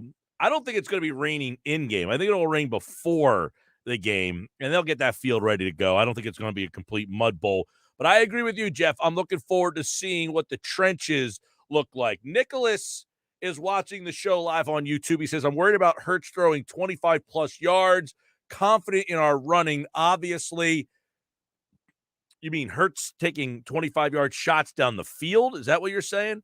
Because I don't think they're going to take a lot of shots down the field, Philadelphia. I think they'll take a handful, maybe, 4. Play action, couple shots, play action, run, play action, stuff like that. Get Goddard involved. How involved will Goddard be? What's the X factor? We got Geoff Mosher, Football at 4 from the Inside the Birds podcast. He's joining us next right here on the Sports Bash live on 97.3 ESPN and the free mobile app.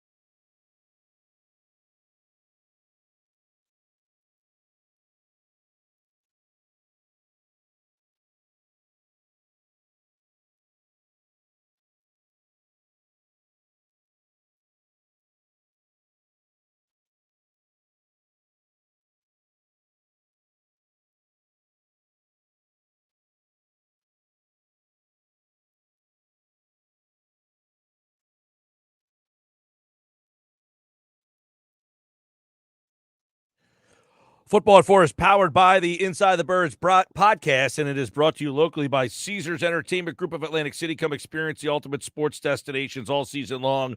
Wild Wild West, Tropicana, Harrah's Resort, Atlantic City. Book your game day experience today at Caesars.com. Geoff Mosher is here from the Inside the Birds podcast as we take a look at all the X factors and more. They get you ready for the Eagles and the Buccaneers. And, of course, this one here on 97.3 ESPN. You can hear the coverage starting at noon on Sunday from the Eagles Radio Network. Geoff Mosher, we got plenty to discuss. I feel like there's so many intangibles in this game. Like, there's so many great storylines. But because it's like a 2-7, the defending champions, Brady and the Bucs, I don't think they're getting as much conversation maybe nationally as because I think if you really unwrap this game, it's got a lot in it. There's a lot. You know, the one thing that strikes me is just how many players are playing in this game that didn't play in the first game that could stand to make a really big difference on both sides of the football and on both teams. And the fact that the Eagles are a completely different kind of team than when they first played the Bucs also becomes a storyline of just trying to figure out the matchups. One of the matchups that's going to be talked about more than anyone would be the Eagles offensive line against Tampa Bay's front, right? Vita Vea, Sue, that's where they're really good up front. Now, they're a little banged up at linebacker. One of the interesting stats I read getting into this game was that Tampa allows over about 5 yards a carry on runs that are outside the tackle. So if you try to run up the middle on them, you have problems. But they don't stop the run very good to the outsides. And I wonder if that's something that the Eagles could take notice of, and is that something they have a strength in? They certainly have a strength there. I mean, they've ran the ball well up the middle and to the sides. If you think about where a lot of their explosive edge rushes have come, it's actually with the quarterback design reads this year, where Jalen Hurts has been able to attack the edges. Although they haven't done that as much lately, it might be a strategy that they reprise for this game. Otherwise, they've been a pretty strong inside running team. The Eagles have with Jordan Howard, obviously, and Miles Sanders is kind of become a one-cut runner and has made a lot of his best runs, going inside and then bouncing to the outside. But I think the Eagles are capable of running in, whatever lanes they choose to with their offensive line.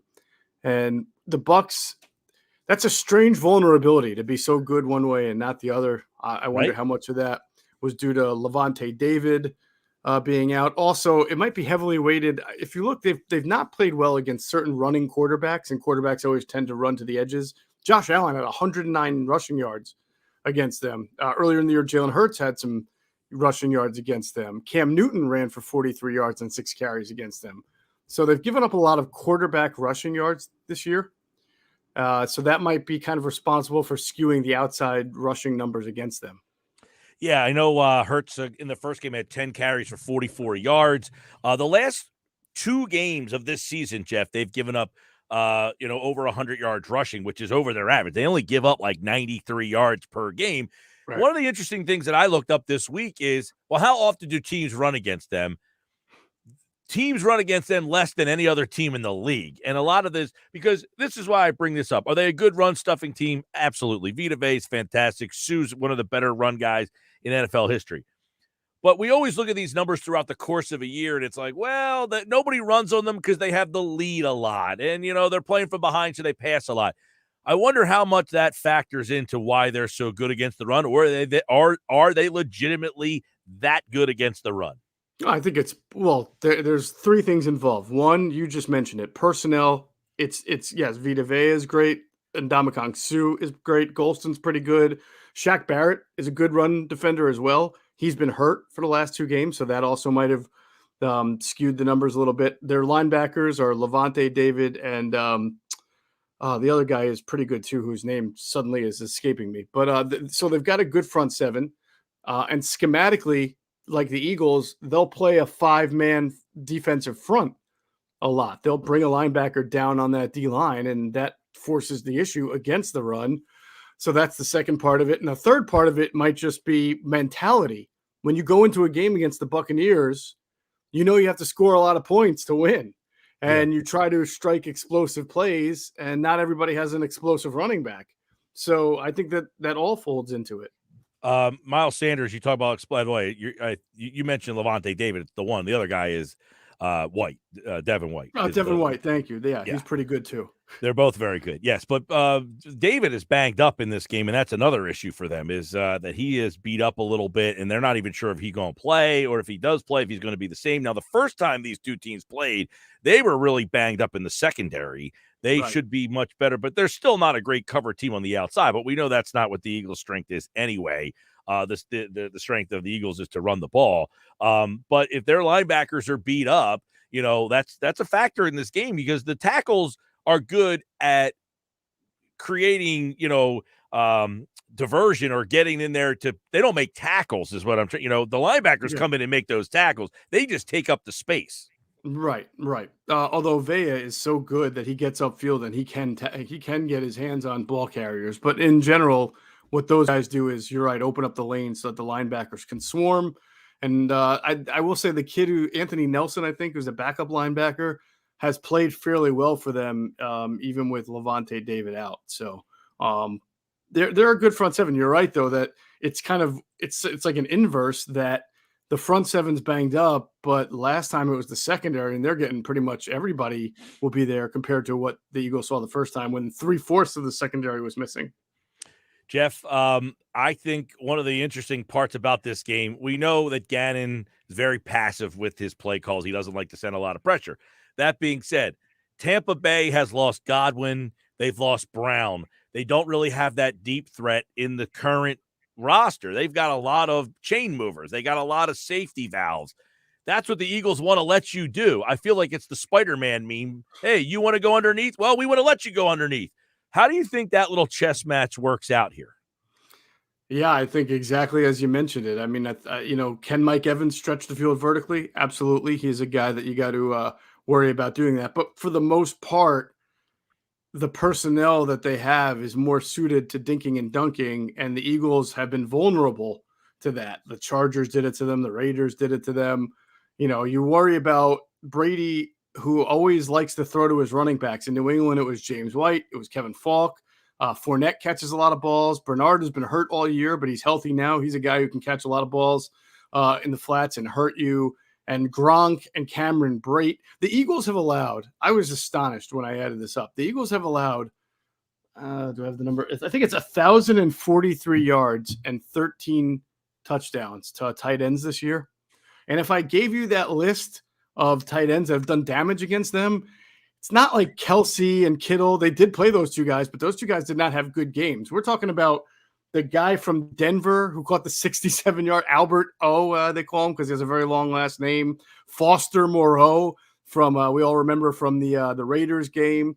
Donald Parham and Andrew Stevenson from the Chargers. I mean, they've even in the first Tampa game, O.J. Howard caught a big touchdown against them. They've done a terrible job this year stopping mediocre tight ends, and now you're going up against Gronk and Brate.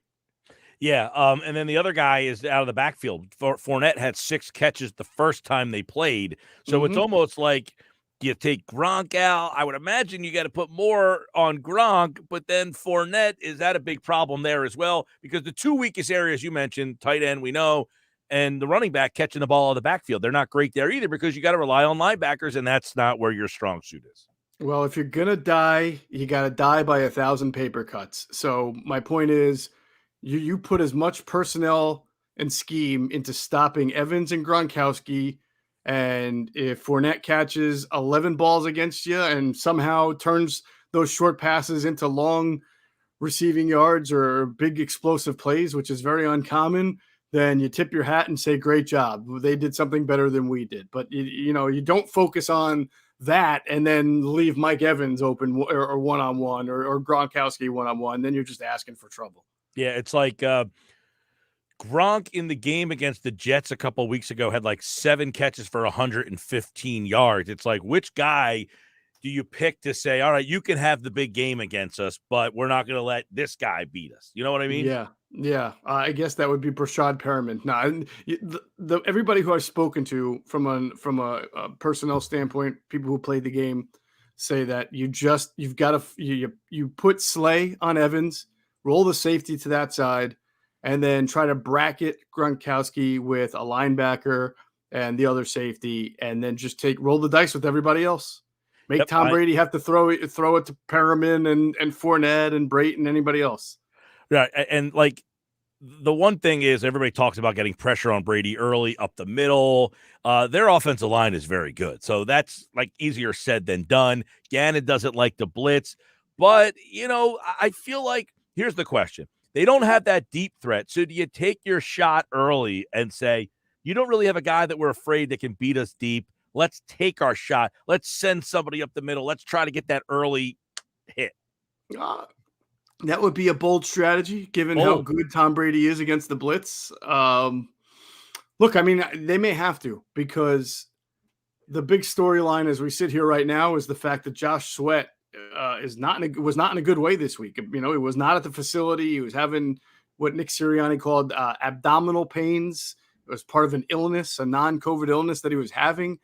They said he was back in the building today, but not able to do too much. He's questionable. If you were to pick one of the most important players in this game, he would be among them, because in order to beat Brady, you either have to outscore him, which I don't think this is not like the 2017 Eagles, or you got to do what the Giants do, and that's just pepper him with a 4-man rush and hope your 4-man rush gets there. And if Sweat is not able to play, or if he's just not himself, I mean, what have you got at defensive end to be able to rush the passer? You've got Derek Barnett and then Ryan Kerrigan and Cameron Malvo. I mean, that's not going to get it done. That really isn't. So you may have to force the issue with a little extra man pressure just to move Brady off his mark a little bit. All right, Mosher, let me get your opinion on this, because I think you have to take a couple chances on defense, meaning send a couple blitzes, change your looks. You can't throw the same look at him all day long. He'll complete 81% of his passes. He's done that before. Offensively, though, I don't think this is the game where you try to get cute and try to do something and surprise them. You just got to take the gloves off and fist fight them. I would agree with you. You have to do what you do best. You run the ball best, set up play action. I would like to see a little bit more quarterback design runs, like they were doing weeks and weeks ago before the ankle injury, and they haven't done much since. Then you've got to figure out. It's been 7 weeks since that ankle injury. Do you think that you will see more of that? The problem is the Bucs are a tough team to do it against, because last game, and they do this frequently, not only do they play a 5-man line, but I remember last game they would bring another linebacker to kind of crash the edge and take that zone read away. It was a lot of times it was Shaq Barrett. Now he's banged up, so maybe he can't do that as much anymore. Sometimes it was Levante David. Sometimes it was Tryon, their rookie, who's pretty good. But even from a schematic purpose, they kind of they try to dare you to run it because they want to hit you. And when they hit you, it hurts, as you know. So we'll see how much of it they do. They're going to have to pick their spots. You know how sometimes they do the zone reads, but the quarterback runs up the middle? That might be an area where, even though that's a difficult area to run against the Bucs, but where you might want to surprise them. But you do want to keep it to what you do best. Geoff Mosher from the Inside the Birds podcast here on Football at 4, looking at the Eagles and the Buccaneers. Let me ask you about Brown and Godwin being out. They have some injuries. I said earlier, if those guys played and this team is healthy, I don't think we're having a discussion like this. I think this game's just a mismatch. Yeah. Right? Right. So are those guys being out enough to make it a winnable game? Yeah, I think it definitely helps. I mean, you look at how they played 2 weeks ago, and they really struggled to beat the Jets. Now, that's when the whole Antonio Brown fiasco was going on, so maybe they had to adjust in-game to that, although he wasn't playing very much anyway. Last week, they played the Falcons. They started kind of slow, but I mean, Carolina. Carolina. It ended up being a 41-point outburst by them. So I just think that it levels the playing field a little bit, Mike. And, when I've wrestled with what I think is going to happen, I've seen the Bucs kind of winning a low scoring game, one possession like game. But if those two guys were playing, I probably would pick something more closer to a double digit victory. Interesting, because I keep trying. Now, I get what you're saying with the low scoring. Here's the problem. The last time they played, they couldn't get off the field ever. And I think if Tampa Bay just kept pushing, they probably could have scored 50 in that game if they wanted to. For whatever reason, they kind of just said, okay, let's kind of coast to the finish line here. My biggest concern is, where do they get a stop? How do they get a stop? I think Philly can shorten the game, shorten the possessions, but I just don't know that they get a stop still. I agree with you. I think that's going to be the biggest challenge. Their third down efficiency on defense will tell the story of the game. They stop the run better, so I'm not as concerned about Fournette having 6 or 7 yards on first down like he was able to do in the first game. They do stop the run better. They stop the pass somewhat better. But at the end of the day, on third down, they're going to have a response for Rob Gronkowski. And I just don't know that they have the personnel to be able to do that. Yeah, that's the big thing for me is Gronkowski, third down. I just feel like that gets converted, and it's just because, John Gannon, the premise is perfect for this offense. You've got to string together 12, 15 play drives. You're going to make a mistake. You got to string these drives together all day long. You're not going to beat us deep. Well, we don't have a guy to beat you deep, so we're going to try to string together these drives. It's like this ultimate, who's going to make that mistake? And I just can't say John Gannon is going to outwit Tom Brady in that. Tom Brady and Gronkowski, you're not winning. That's my biggest issue. So it could be a low-scoring, close game, but in the end, I feel more confident that they make the big play more so than you do. That's fair. I think it's good logic, rationale. If I were the Bucs, I might consider coming out of the gates with a lot of no huddle up tempo to make sure that the Eagles can't sub defensive linemen onto the field. I'm sure their scouting report's going to tell them that Josh Sweat's been a little, if he plays, is a little bit sick this week. So let's see if he can handle 8 or 9 snaps on the field, at the same time. So I would try to hurry it up and limit what the Eagles can do from a defensive standpoint, and then just try to kind of pick them apart across the middle and the flats. Yeah. How about Miles Sanders? He will play. Do you anticipate limitation? I know Sirianni said no, but in other words, if he's out there, am I going to use him 15, 20 carries? Am I going to use him more than normal? It's interesting. I asked Nick Sirianni today about his experience from a couple of years ago when Marlon Mack broke his hand and was out 2 weeks and then came back 3 weeks later. Very similar to what's going on here with Miles Sanders. I asked him what he learned about it from a usage standpoint and just overall. And he basically said that, it's hard. I mean, you can't relate apples to – it's not necessarily apples to apples, although it is similar. They both broke their hand. They came back 3 weeks. But if you look, Marlon did not have 2 great games coming back. His first 2 games coming back from that surgery, he was under, 2.5 a carry. But he's a power back. If Miles can – kind of avoid contact and rip off a few long ones, that probably could be a game changer for the Eagles. But I'm very skeptical because at the end of the day, he hasn't. I mean, I know he was a full practice today, but he has not taken a hit on that hand the way he would normally in a game. And he is a guy who, as we've seen, can be a little loose sometimes with the ball security. Yep. And even with Jordan Howard, when he played a couple of weeks ago and he came back from that shoulder, you could tell he was tentative. He was hesitant. He didn't have a very good game against, I think it was Washington, 11 carries, 26 yards, something like that. So it's good that they're getting him back. I'm wondering what Miles Sanders they're actually getting. Yeah, it's good to get him back because he adds a dimension that the other guys don't have. And I feel like, I'm reading this stat now, Geoff. It's the Buccaneers have the top-ranked run defense, though the last 2 weeks they've given up over 100 yards a game on the ground in each of the last 2 regular season games. For the season, the Eagles average 6 yards a carry, and the Bucs give up 4.6 per carry. See, this is where those numbers get skewed. They only give up 93 a game, but they give up almost 5 per carry. And they're even worse when you go to the outside. And that's where Sanders and Hurts, I think, play a factor. I think it's a very fascinating matchup. And if it was a 4-5 game, I think definitely would be talked a lot more and focused on. But because it's, 2-7 Brady By the way, he's playing a guy who's never been in a playoff game before in Jalen Hurts. So add Right. that, plus Sirianni has never coached in a playoff game before. So there's a lot of negative checks on the Eagles side. Yeah, I was thinking about that earlier in the week, because Jason Avant did it and Quentin Michael on our Q&A show did a good job of talking about how, in their experiences, coaches always preach, it's just a game. We prepare the same way. We don't make too big of a deal of it, which is exactly what Nick Sirianni has said all week. However, those two guys both had experiences of coaches, basically like position coaches, freaking out in meetings and classroom sessions about what if they do this? What if we do that? If we do this and they run that, if we do this and they run that. So it's just the human nature. Like young coaches who have not done this before, they're saying one thing, but inside they're feeling something different. Right. Don't clam up on me, man. Don't clam up on me. Right. And you don't even have the ability to go up against a team that, they just won the Super Bowl. So it's the total opposite effect there.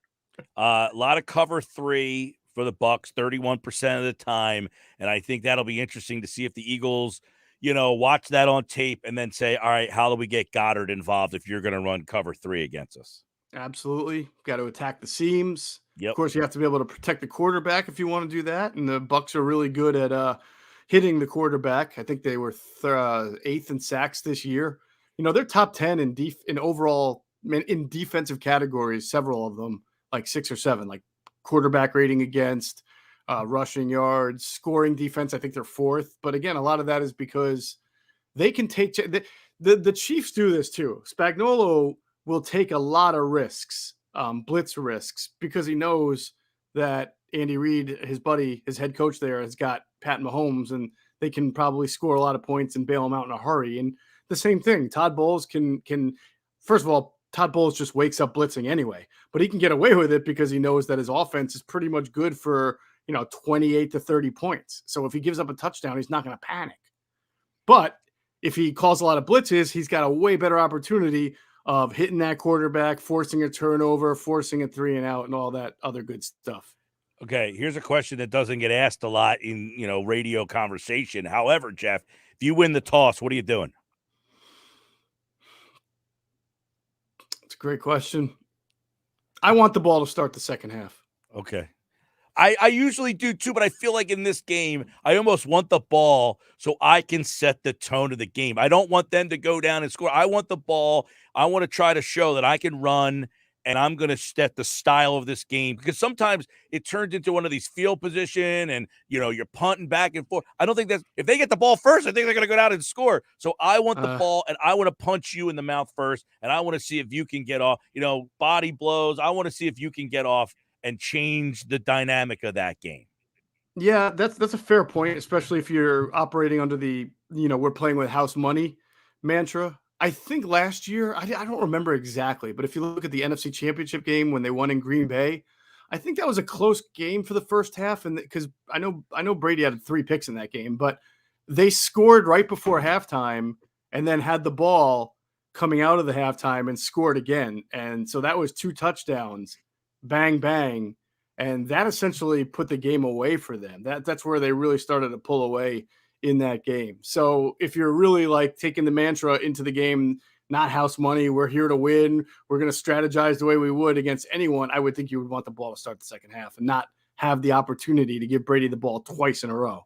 My only chances, and I said this earlier, Greg Q was watching the show and he said, I didn't say open the game with 2 play actions, but my only chances I'm taking is on play action. They're my shots I'm taking. I'm taking about 4 or 5, and they're all going to be play action shots where it's timing. Hey, I'm going to play action, and I'm getting you one-on-one, and I'm just going to throw it up and make a play there, Devontae Smith.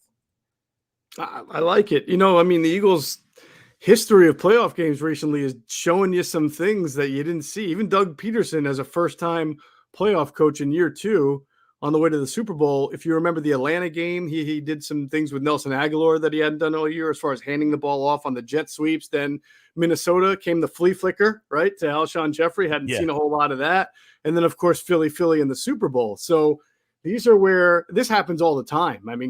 Everybody's always working on something for the playoffs. Now, so are the Tampa Bay Buccaneers, though. So we'll see what they've got up their sleeve as well. All right, Jeff Mosher, who wins and why? I think the Tampa Bay Bucks will win. I just think they're a better team, more well-rounded offensively and defensively. And obviously they've got this guy named Tom Brady who's very difficult to stop. But I think it's going to be a competitive game. I know the spread. I see 9 points. I picked something like 23-16, which would cover the spread and probably be under whatever the over-under mark is. I think that's what I had picked. I could see 26-20 also. But I think it's going to be that kind of game. Quez agrees. Yeah, Quez has been watching a lot this week. He's got a lot Well. of difference of opinions of how he's being used in the offense. He's picked an interesting platform to voice his opinion. Right. He knows where the people are watching football at 4, right here on the Sports Bash. Geoff Mosher, 23-16.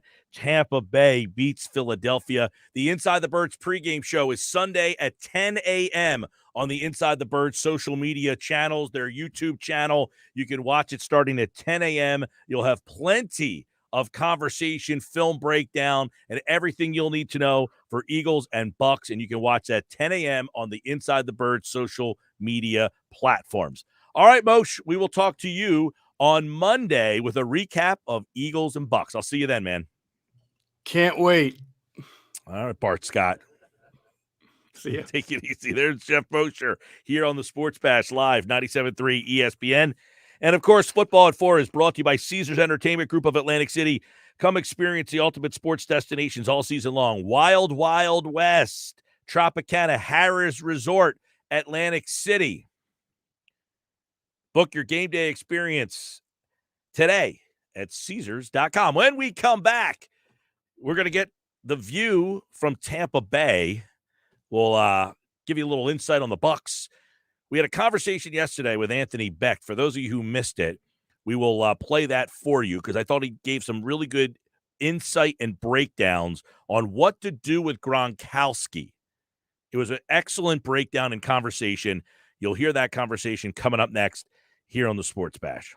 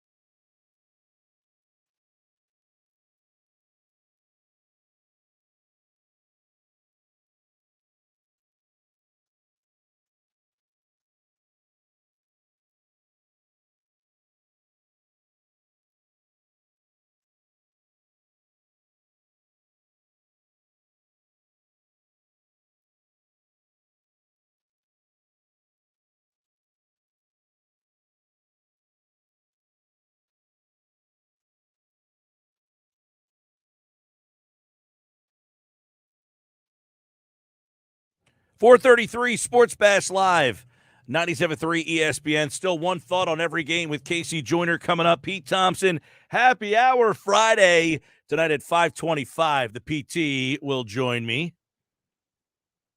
Sports Bash is brought to you this hour by Prop Swap, America's sports betting marketplace. Sell your sports bets, take your profit, find out how. Go to PropSwap.com. Download the Prop Swap app today.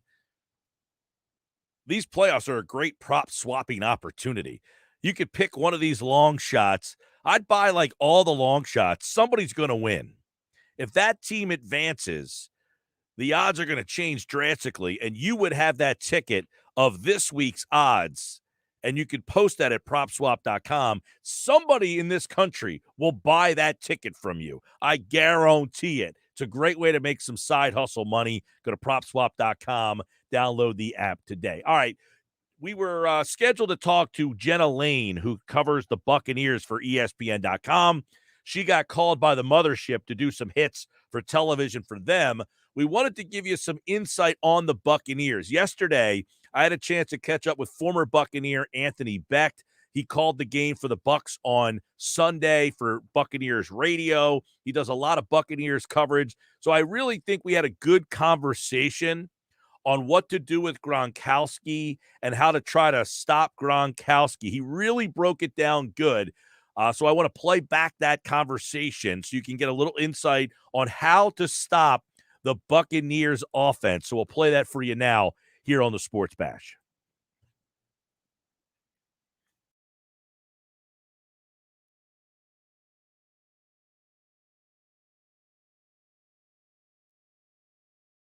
Now, I think he's driving to Iowa. My man's putting some mileage on his own self, his own mental. What's going on, Ant? Well, I lose money when I'm driving to Iowa because I got to pay gas 5 different times on my way up from Florida. What's up, brother? Everything's good, and I know this game's kind of interesting, the fact that these two teams met up. Now, you saw Philadelphia Saturday. You saw kind of a skeleton crew on Saturday night. You saw Tampa Bay on Sunday. Now, the week before, you played for the Jets and you played for the Bucs, and that was like the Becht Bowl there. They struggled in that game against the Jets, but last week it seemed like they were back firing on all cylinders against Carolina. Well, what happened was right before the half, they actually did a little tempo offense that got them on the board finally because they couldn't drum anything up because of some of the pressure that the Panthers were bringing. And then the second half, they finished the whole second half with tempo, which helped them. So, listen, they got some issues now. They're trying to get healthy. Offensively, everybody knows Godwin is not playing ACL. So right now it's Mike Evans and it's Gronk. And they really don't have that other receiver. It's going to be a complementary piece, whether it's, Scotty Miller, Rashard Perryman, Tyler Johnson. These guys are decent, but really they haven't flowed really in the offense much. And Leonard Fournette, who's expected to be back as well, didn't play in that game as well. So that's just the offensive side. Defensively, Shaq Barrett was on COVID protocol, plus he was injured. JPP's been hurt. Levante David is questionable.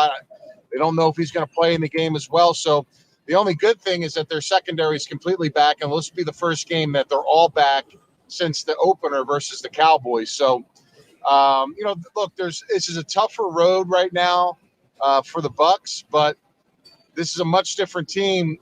The Bucs are when they played Philly, and also from the other side, Philly is a much better team than they were the first time they played. And I actually think this is a really good matchup for Philly, a little tougher for the Bucs.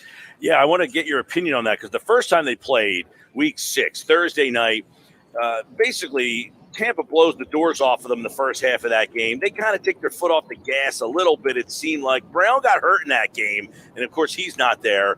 And then Philly got back into that game on the scoreboard by running the ball. And then after that, it kind of unlocked the key to, hey, maybe we should run the ball. You wonder, Ant, how much Sirianni remembers what he did in that game, because they ran the ball pretty good in that game against Tampa later on in that game.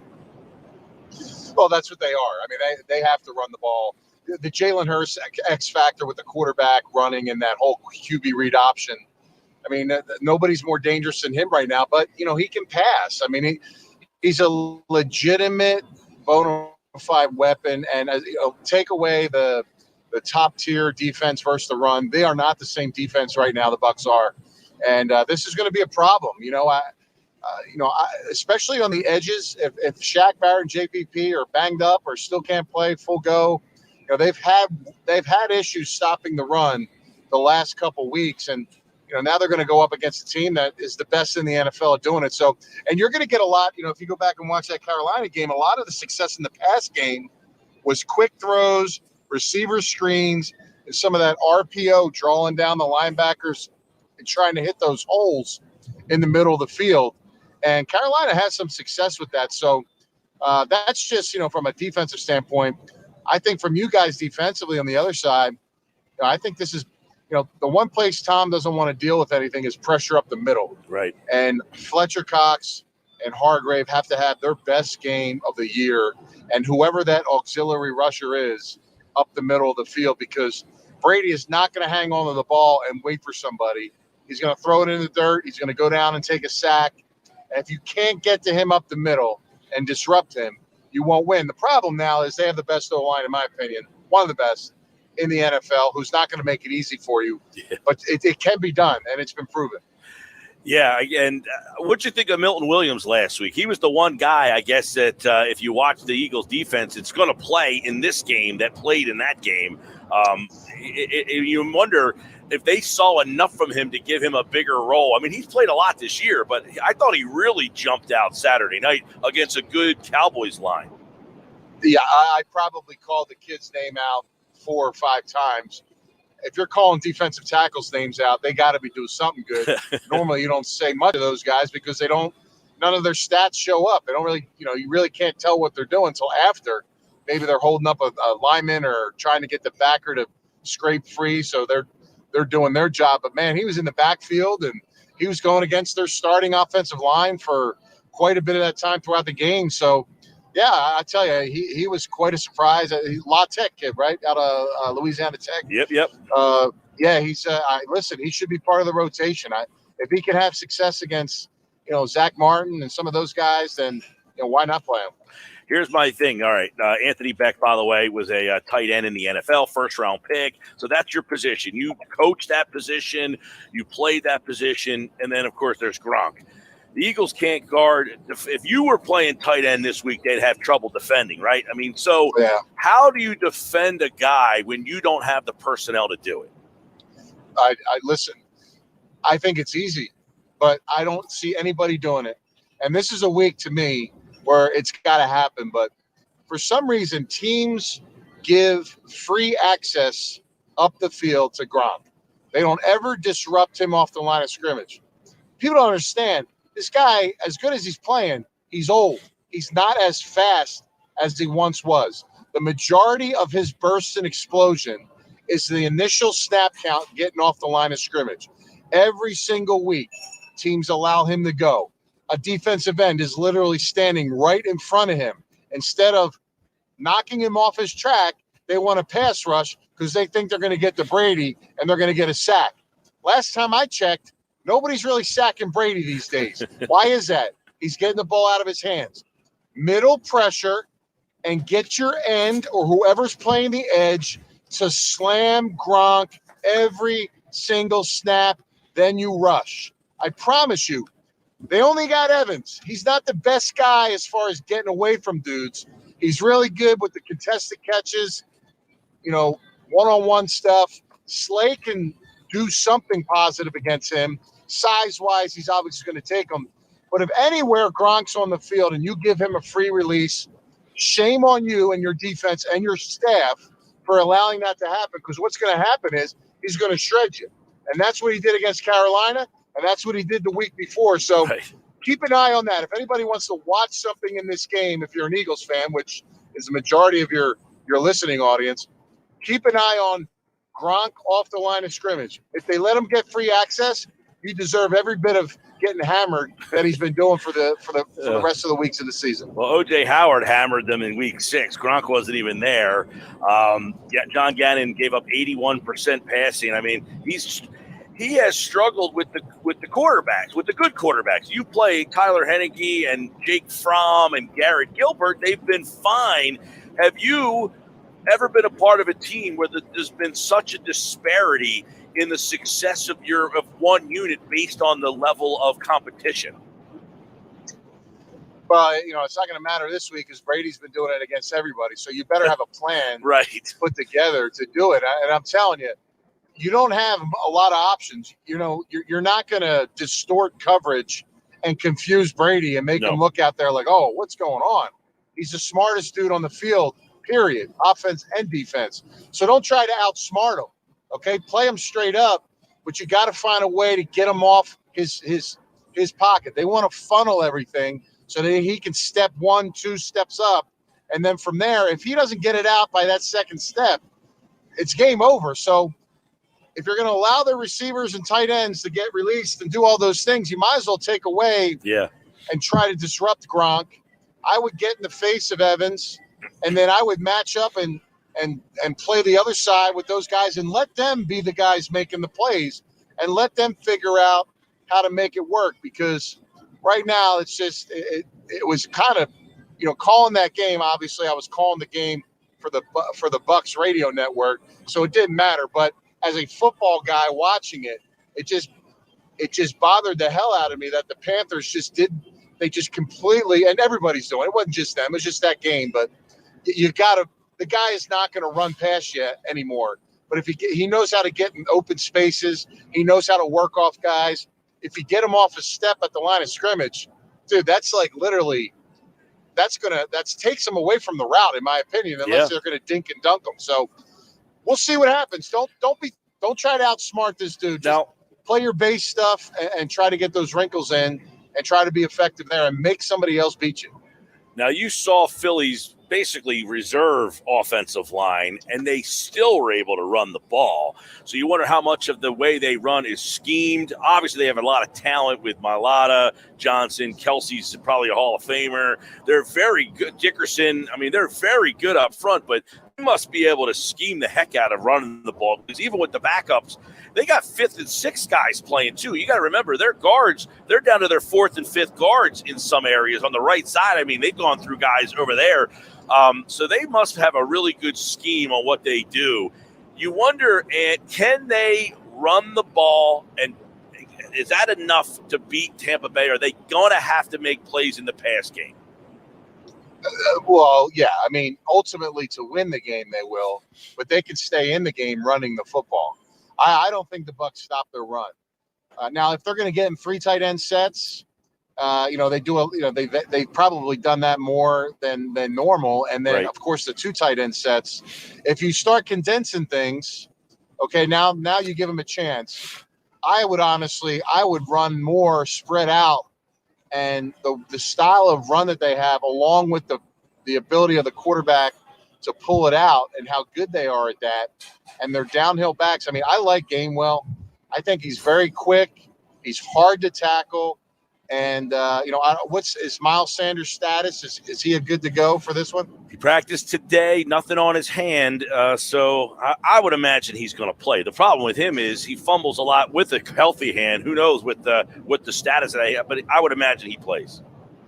Yeah, but, they can wrinkle some of those receivers and utilize that speed. But, less guys in the box, the better. And then when they start bunching it up, you got to become a passer, and he's got to be really good on the layups, man. He's got to, those little routes within 10 yards.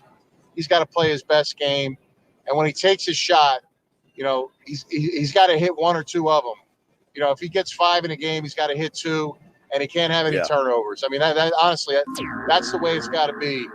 Even with 1 turnover, I think that's going to be a factor. But if they play it clean and they run the ball well, this is a 4th quarter game, in my opinion. All right, there you go. Anthony Becht, former Tampa Bay Buccaneer, and, of course, a local guy.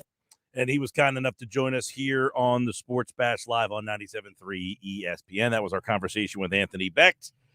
Brought to you by PropSwap, America's sports betting marketplace. Sell your sports bets, take your profit. Find out how. PropSwap.com. Download the PropSwap app today.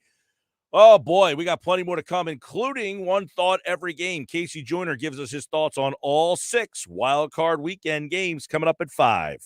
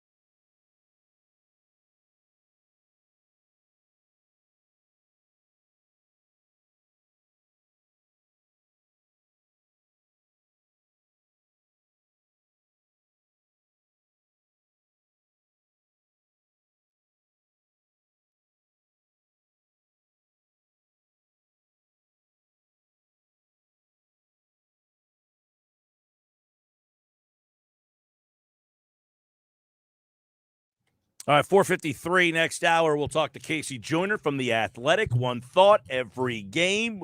Wild card weekend. He'll give us his thoughts on all of these matchups. And obviously, we'll dig a little deeper on the Eagles and the Bucks, as many people have today on the Sports Bash. We have plenty more next hour with Happy Hour Friday. Pete Thompson at 5:25. We'll get his thoughts on the game as well. The Flyers lose last night. Sixers play tonight against Celtics. You can hear that game on 97.3 ESPN. If you're going off your original paper schedule or whatever schedule you may have had about a week or so ago, that time has changed. It was a 7:30 game.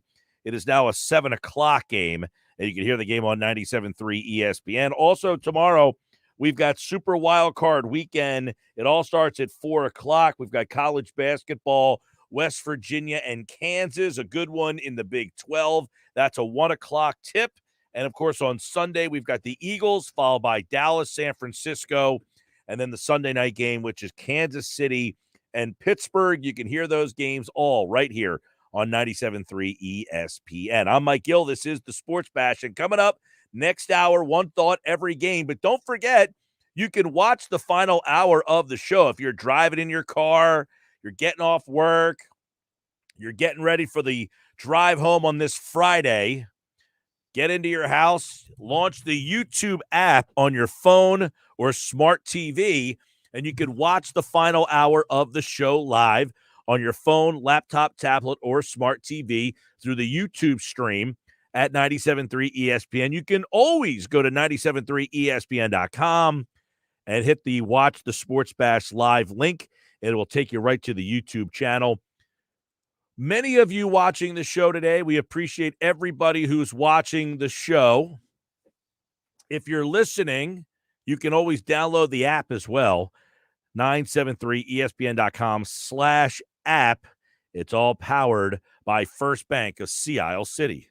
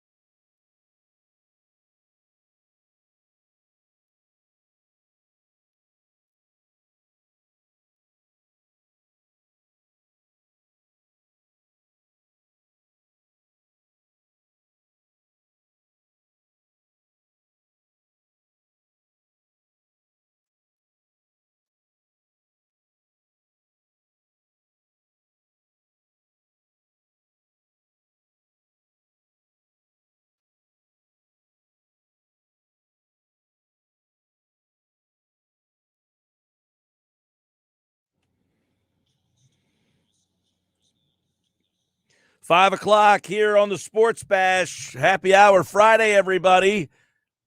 We've got plenty more to go. One thought every game. Casey Joyner from The Athletic, the Philadelphia Inquirer. He's brought to you by DraftKings Sportsbook, Inside Resorts Casino Hotel in Atlantic City. I'm Mike Gill.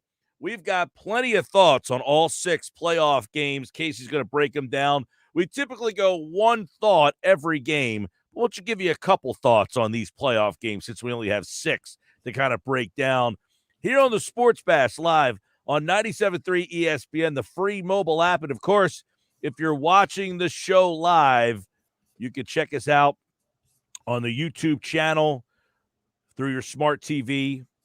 Use the YouTube app on your phone, smart TV, tablet, and you can watch the Sports Bash live this final hour. We've had a good show today. You missed Anthony Beck. You can check that out. We talked about how to stop Gronk from a tight end's perspective. We heard from Jeff Mosher from Inside the Birds. And obviously, earlier in the day, we talked a lot about this game. But right now, we're going to really break it down from all the different angles. And Casey Joyner from The Athletic joins us here for one thought every game here on the Sports Bash on this Friday edition. What's going on, Casey?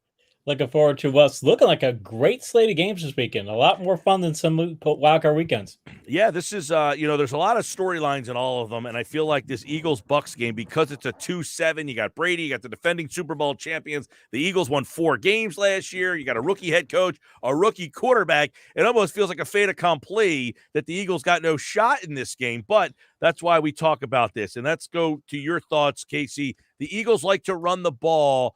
Tampa likes to stop the run. Is this a matchup that the Eagles can win, or is this, your strength is their strength, and you're not going to be able to do what you want to do? Would have said that if it was last year's team, but look at the Bucs since week 6. They've allowed 100 or more yards 8 times in those games, and they've allowed 100 or more rushing yards 5 times in the last 7 games, including 150 against the Jets, 173 against the Bills, 121 against the Falcons. I mean, these are not a great team. The Panthers, they gave 110 rushing yards last week to not the Christian McCaffrey Panthers, the Chuba Hubbard Panthers. So this run defense is not nearly as powerful as it was last year. And I think the Eagles, I'm not thinking they're going to get 175, get that streak going again. But do I see them in triple digits? Yeah, especially if they commit to it. They've been kind of getting away from it of late because I think of Jalen Hurts' injury, but I think they'll probably go all out in every way this week. So, and with Miles Sanders returning, I see triple digit yardage for him. Yeah, Sanders is back. He's going to play. Hurts is 7 weeks removed from that ankle injury. You would think that he should be a much bigger factor in the run game. And the Eagles really started their run, where they started to run the ball pretty much predominantly in that second half against Tampa Bay. That second half against Tampa Bay, they really started to run the ball. When people said you can't run against Tampa, they did, and ever since then, they've really ran the ball. So I guess that's the method of the Eagles offense. Come out, run the ball, and try to control the clock and shorten this game. If you want to run the ball and you can block well, I mean, the Eagles showed that there was a time when they ran off all those 175-plus yard games. If you want to do it, you can do it. And if you set your show up schematically, you can do it. And the Bucs aren't unblockable this year. When I've done good blocking rate measurements of the Bucs, I haven't done all their games this year, but the ones I've done, they're a good run defense. They're not bad, but they aren't last year. I mean, they were just, Devin White was dominating every play. They led the league in good blocking rate. I mean, they just had insane numbers. And you would think they would have gone that way. But yeah, you're exactly right. Because the Eagles, that game they played in week 6 was the first time that the Bucs had allowed 100 or more rushing yards. Before that, they looked like they weren't that team. And they just basically did that, not entirely in the second half, but it was a lot in the second half. And that started their run of who they were. And it started teams running at the Bucs because the next 2 weeks, they gave up 295 yards on the ground. So I think teams started to see what the Eagles did and said, we can replicate it. And I don't think the Bucs have fixed the problem, to be honest. Yeah, Casey, Bucs play a lot of cover 3. What does that mean for Goddard? If you sit back and if you're playing cover 3, I mean, it can mean it can mean a number of different things. The thing about when you're playing cover three is that you got the corner sitting back usually 7 yards or more. And so you're giving up a lot of underneath stuff to your outside receivers. And you've got you've got the one safety back. And I think it means that you're not going to run a lot of seam routes. You're not going to get the tight end hitting on deeper routes. So I think they're going to have to do a lot of other things with them. They're going to have to use them on shorter routes and things. But when you're doing cover three, you're inviting those people to throw to the outside. You're playing off coverage and you're inviting a dink and dunk passes. So I would think, unless you're going to be flexing out Goddard a lot, which I probably think they wouldn't do because they're going to be running so much, I think you'd be trying to throw a lot of hitch passes and such over to Devontae Smith and company. Yeah, and you take your shots down the field here. Is this a team that can be beat down the field? The Eagles don't do it a lot, but obviously, there are limitations in their pass game. They don't have a lot of options other than Goddard and Smith. Watkins is an interesting guy in this game too because he can beat you down the field. They just don't. Part of their explanation of why he doesn't get that many targets is because they run so much. So is this a game where you could try to sneak some in for him? Tampa Bay, the last 4 weeks of the season, they were about. I do these metric rankings in fantasy football, so it's measuring performance on a fantasy basis, but it applies to the NFL as well. Tampa Bay's middle of the league in vertical passing, vertical points allowed and fantasy points. I mean, they're good, but they're not great. They've gotten healthy in their secondary the past few weeks. They had some big coverage weaknesses earlier in the year, and they're getting better in that area, but they're not dominant like they were last year. And even against tight ends, they're allowing their 13th in the league in fantasy points, a lot of the tight ends over the last 4 weeks. So it's one of those areas where, again, this is not a dominant defense. They're a good defense. And I think there'll be opportunities in the vertical passing game, and there'll be opportunities they can dunk. And I don't think their safeties are as good as their corners. So Antoine Winfield being accepted, but I think generally speaking, their safety play is not as good as their corner play is. So I think going vertical and trying to hit a big pass is something they should try and do. And plus, again, it keeps the defense honest. Hey, Casey, you look at the other side of the ball. Philadelphia obviously doesn't blitz all that much, probably one of the least amount in the league, if not the least. The Bucs are missing Godwin and Brown. That's their deep threats. They don't have a field stretcher, really. I mean, we had Anthony Becht on earlier. He said Evans is all they got. Like, they don't have and he's not a field stretcher. So does this play right into John Gannon's what he likes to do? John Gannon likes to tell you that he wants to get people dink a dunk and bend but don't break, and that's the problem when you face Tom Brady. Is if you look at his metrics over the years, last year, this year, and even during some of his prime years over his career, what gets underrated for him is when the Bucs get inside the 20-yard line. If you go back 20 years ago in the NFL, when you got red zone and you got close to the end zone, I mean, you were running the football. You go back and look at, I believe I might have the year wrong by a year or two off. I believe it was 1993. Steve Young led the league with he was the only quarterback in the league with 10 touchdown passes in the red zone or goal line plays, goal to go plays. And now it's commonplace for that to have happen. And Tom Brady is one of the reasons why, because he gets that close to the end zone. You give him that compressed field, he can still beat you through the air. So I worry about it from the perspective. You say, we want to go ahead and let you dink and dunk. Tom Brady's built his whole career about that. When you get close to the end zone, the compressed field doesn't bother him. So I think the Eagles need to be thinking, okay, Brady takes more chances than he used to do. I want to see him at least try and get a pick and set him up on a play or something of that nature, because they're going to need a turnover or two to win this one. And Brady will take more chances than he used to, and you need to goad him into it. They obviously have a very good offensive line, so getting that pressure on Brady is going to be tough. Where's their weakness on the offensive line? It's when you say weakness in the offensive line, from a personnel perspective, I mean, you can attack them up the gut, I think, but Brady's going to dink and dunk throw. I don't think they'll throw that many vertical passes. I really don't. The Eagles are solid against vertical passes. Actually, they're fantastic against vertical passes. I should take that back. Over the 4-week measurement I was talking about, the Eagles were second best against vertical passes. I don't think the Bucs will try many vertical passes, or if they do, it's going to be, hey, just to let you know, you can't just forget your deep coverage. We're going to try and hit one against you. I think Evans would be the guy they go to, and then may try and hit one to one of the others, or Grayson, or whoever else they've got in there. But I think that they're going to be a dink and dunk pass. If they threw more than 5 vertical passes in this game, I'd be surprised. You got obviously Gronk. I don't know that the Eagles have the personnel to figure out what to do with Gronk. They got torched by O.J. Howard last time.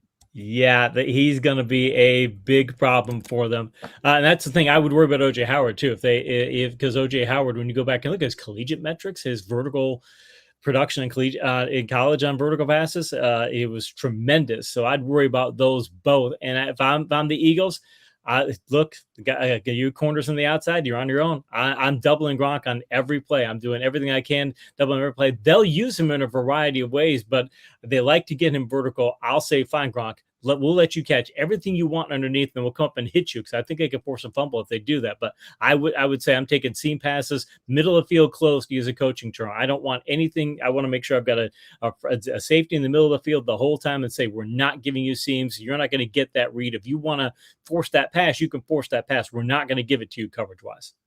Casey Joyner, one thought every game from The Athletic. We are taking a look at the Eagles and Bucks. We'll get into the other playoff games as well in just a second. You know, if there's one area at the end on Sunday night, if you're like, man, the Eagles won this game, how did it happen? If the Eagles get to $175 on the ground, they'll win the game. If they do that well, I don't know that they can, but if they get back to what they were during that stretch, they would win this game because of it. 8 and 10 chance. I think it'd be overwhelmingly they would win this game, because the Bucks want to turn this game into a shootout. That's exactly what they're going to want to do. Shootouts where each team scores 24 or more points. The Bucks are 5-2 in shootouts this year. Philly's 1-3, and Philadelphia's had a couple of games that were close to being shootouts, so they didn't quite turn to shootouts. But if they would have, that record would be even worse. Tampa likes getting high-scoring games; they don't mind it. Philadelphia doesn't, so they need to avoid the shootout and get $175. And getting $175 would help them avoid the shootout. All right, we'll get his pick on that game in just a little bit. But first, one thought every game. Let's look at these playoff games on Sunday. Saturday. You can hear all 6 playoff games on 97.3 ESPN. Let's go Raiders, Bengals. And for me, I'm leaning Raiders because too much pass rush, lousy offensive line, Bengals. You're a fantasy guy. Yeah.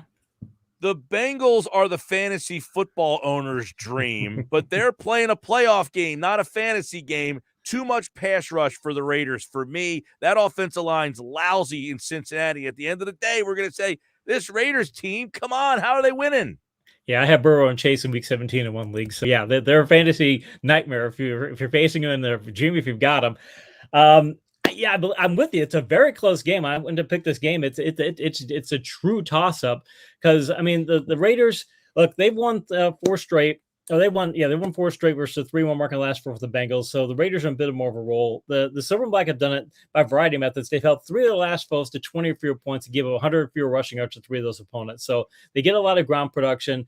Thing is, the Bengals defense has allowed 360 rushing yards. So I think the Raiders are going to want to run the ball more than they would they throw the ball vertical. I think they don't want to get into a shootout, because the Bengals, again, they scored 75 points in week 16 and 17. So add it to the home field. And I think that the Raiders are going to try and get in a shootout, but or keep it away from shootout. And the Bengals will try and go high scoring. I just think the Bengals probably have a bit of a better chance of getting their type of game going. So I'm going to pick them, but literally it's a coin toss. Right. So they're week 2 on the tackles, the Bengals, and that is the strength of the Raider defense. I mean, you got Ngakoue and Crosby. Like, if they could do one thing, if you say, what do the Raiders do well? It's they can. I couldn't believe Burrow's been sacked 51 times. That's abysmal. That is, and the Raiders can't. The Raiders like to play low scoring games too, and they can't. Again, 360 rushing yards.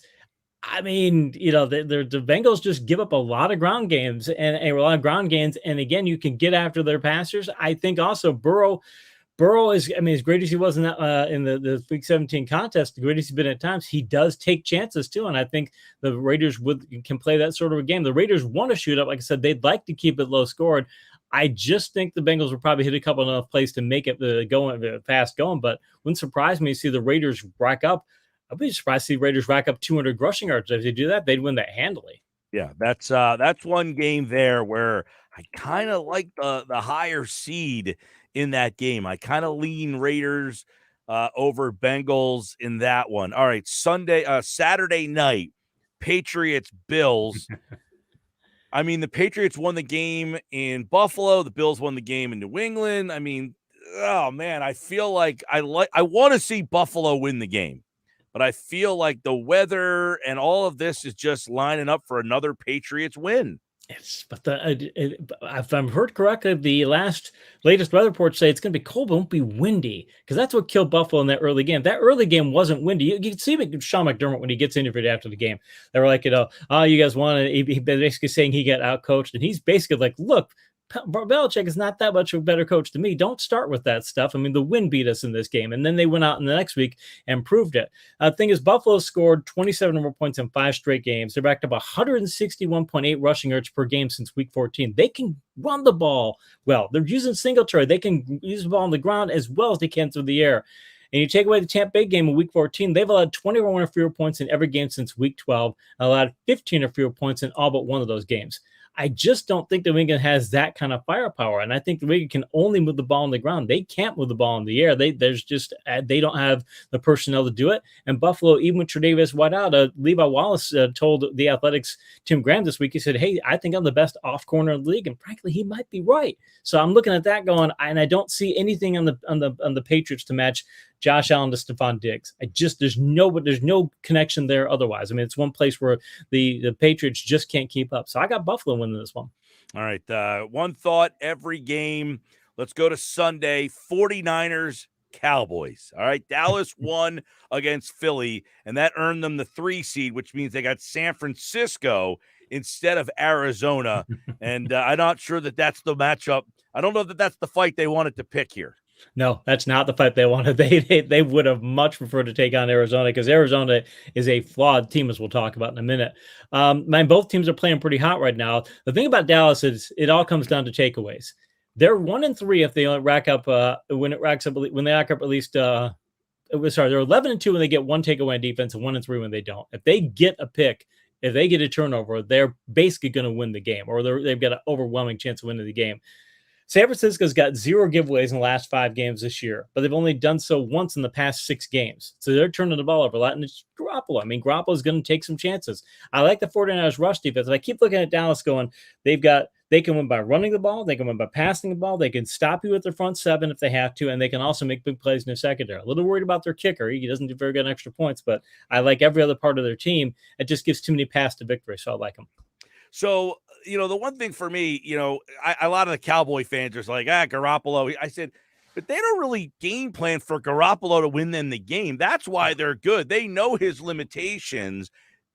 To me, they downhill run, and I don't know that Dallas wants to get in a downhill run game. No, they would prefer not to, but the thing is that they get, by the way, they get 2 or more takeaways in most of their games too. They're that type of team. Garoppolo just can't have that kind of game. I think, Dallas can downhill run too. And Dallas also can throw the ball. Obviously, they've got plenty of talent there. And the 49ers secondary, they got healthy last week. They still have weaknesses in that secondary. The last thing that I know, they've got Samuel, and they've got Ayuk, and they've got Kittle. I know they can get into that type of shootout, but their secondary is not the type to get in that kind of shootout. And frankly, I see Garoppolo throwing more picks than Dak. And if Garoppolo's throwing picks, if he is the Garoppolo we've seen, if he's the Garoppolo you saw against Tennessee, obviously they lose. If he's even close to that, though, if he gives them 1 or 2 picks, I just don't see the 49ers jumping up offensive firepower to overcome it. That's the biggest concern, is I just don't think Garoppolo's got enough big playability. Yeah. The one thing with this game too, how much I feel like Dallas is the more talented team, but to me, this comes down to the coaching. And I feel like McCarthy loses that game. He loses this game every time. Yeah, that is true. He finds a way to. His teams don't tom him, but he brings them down to the other team's talent level. It's not just an effort thing. That is a concern. And San Francisco does have the ability now to rotate Trey Lance in. They didn't have him in the game for a while. They kept him out of the game plan for a while. And Shanahan said something to the effect of because when we have him in, it's a different type of game plan.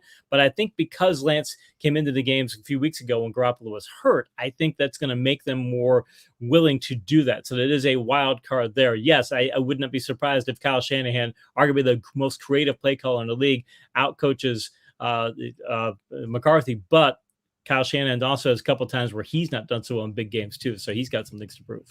All right, Steelers, Chiefs. No one seems to be giving the Steelers a chance, but I had a listener earlier this week text in, other than the quarterback spot.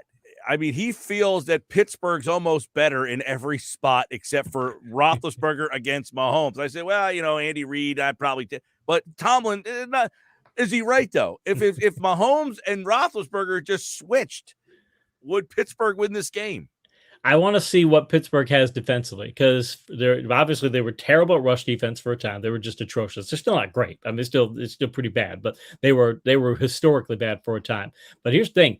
They've racked up 5 takeaways in the past 2 games and 9 in the past 3 contests. So I'm like, okay, well, they're getting a lot of takeaways. This is a defense that's getting back to, obviously, I think they led the league in sacks, and they can get takeaways. If they can get sacks and they can get takeaways, okay, now that gives them some opportunities. Point is, though, is that the Chiefs defense, the Chiefs in their Super Bowl run a couple years ago, not last year when they went, but when they won 2 years ago, you look at what they did after Mahomes got hurt in that quarterback sneak. They became we're going to run the ball a lot. We're going to play really good defense. And when we need Patrick to throw and make big plays, we're going to ask him to throw and make big plays. Not the entirely different, but the number of times I think they threw for 300 yards or more in the last 15 games of that season, like 3 times. They were not an aerial team. They were that's who they were. I think that's more what they're trying to go with this year, and that's not going to bode well for Pittsburgh if they go in that direction, because I don't trust the Steelers' run defense the way I do the pass rush and secondary. Okay, here we go. Casey Joyner, you got Philadelphia and Tampa. By the way, Jason Kelsey, first team All-Pro. Lane Johnson, second team All-Pro. And then, of course, you got this defense. We flashed that stat up on the screen while we were having this conversation regarding the Tampa Bay Buccaneers defense, because we keep hearing about how good they are defensively. They allowed 5.2 yards a rush on attempts that were not up the middle, meaning not right at Vita Vea. That's 29th in the NFL. Is that going to be enough for Philly to win this game? How do you see it mapping out? I would not be surprised to see Philly win this game. I do the old pass to victory thing. Okay, how many passes do you have to victory? And if the Eagles can run the ball well, and they could do like they did earlier and establish the run at that level, would not shock me at all to see them win this contest. Having said that, I just see that as like their only path to victory. I don't see many other paths to victory. I think that the with Tom Brady and the way what they've shown, again, the Bucs have scored 28 or more points in 7 of the past 8 games. I think they're going to be able to turn it into, at least scoreboard wise, to turn it into, hey, you're going to have to score this many points to beat us. If they can get 28 points up on the board, I just had trouble seeing the Eagles getting there unless they just have a dominant ground game. So I'm picking Tampa to win this one. I think it's going to be a competitive contest. I still think Tampa's probably going to cover. It's going to be a competitive contest, but it's going to take the Eagles getting some sort of big play outside of the ground game. They're going to have to get a big play from Devontae Smith. They're going to have to get big plays from somewhere else. If they don't get a big play elsewhere or get like a pick six, their paths to victory are kind of limited. All right, Casey Joyner at KC Joyner TFS. We'll take a look at that Monday night game when he's back on Monday, and we'll do one thought on all 5 of these games. We have a playoff game on Monday night, and he'll be back then to break it all down with us here on the Sports Best. Casey, we will see you Monday. Enjoy Super Wild Card Weekend. You too, man. Appreciate it. Casey Joyner here on the Sports Bash Live on 97.3 ESPN. There you go. There's the breakdown for all the action.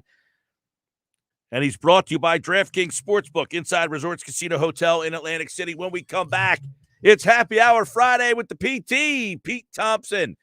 He'll give us his thoughts on the game and everything else that's happening. Flyers lose last night. Sixers play tonight. We got all that and more. Don't go away. It's Happy Hour Friday with the PT. Coming up next here on the Sports Bash Live on 97.3 ESPN and the free mobile app. Powered by First Bank of Sea Isle City.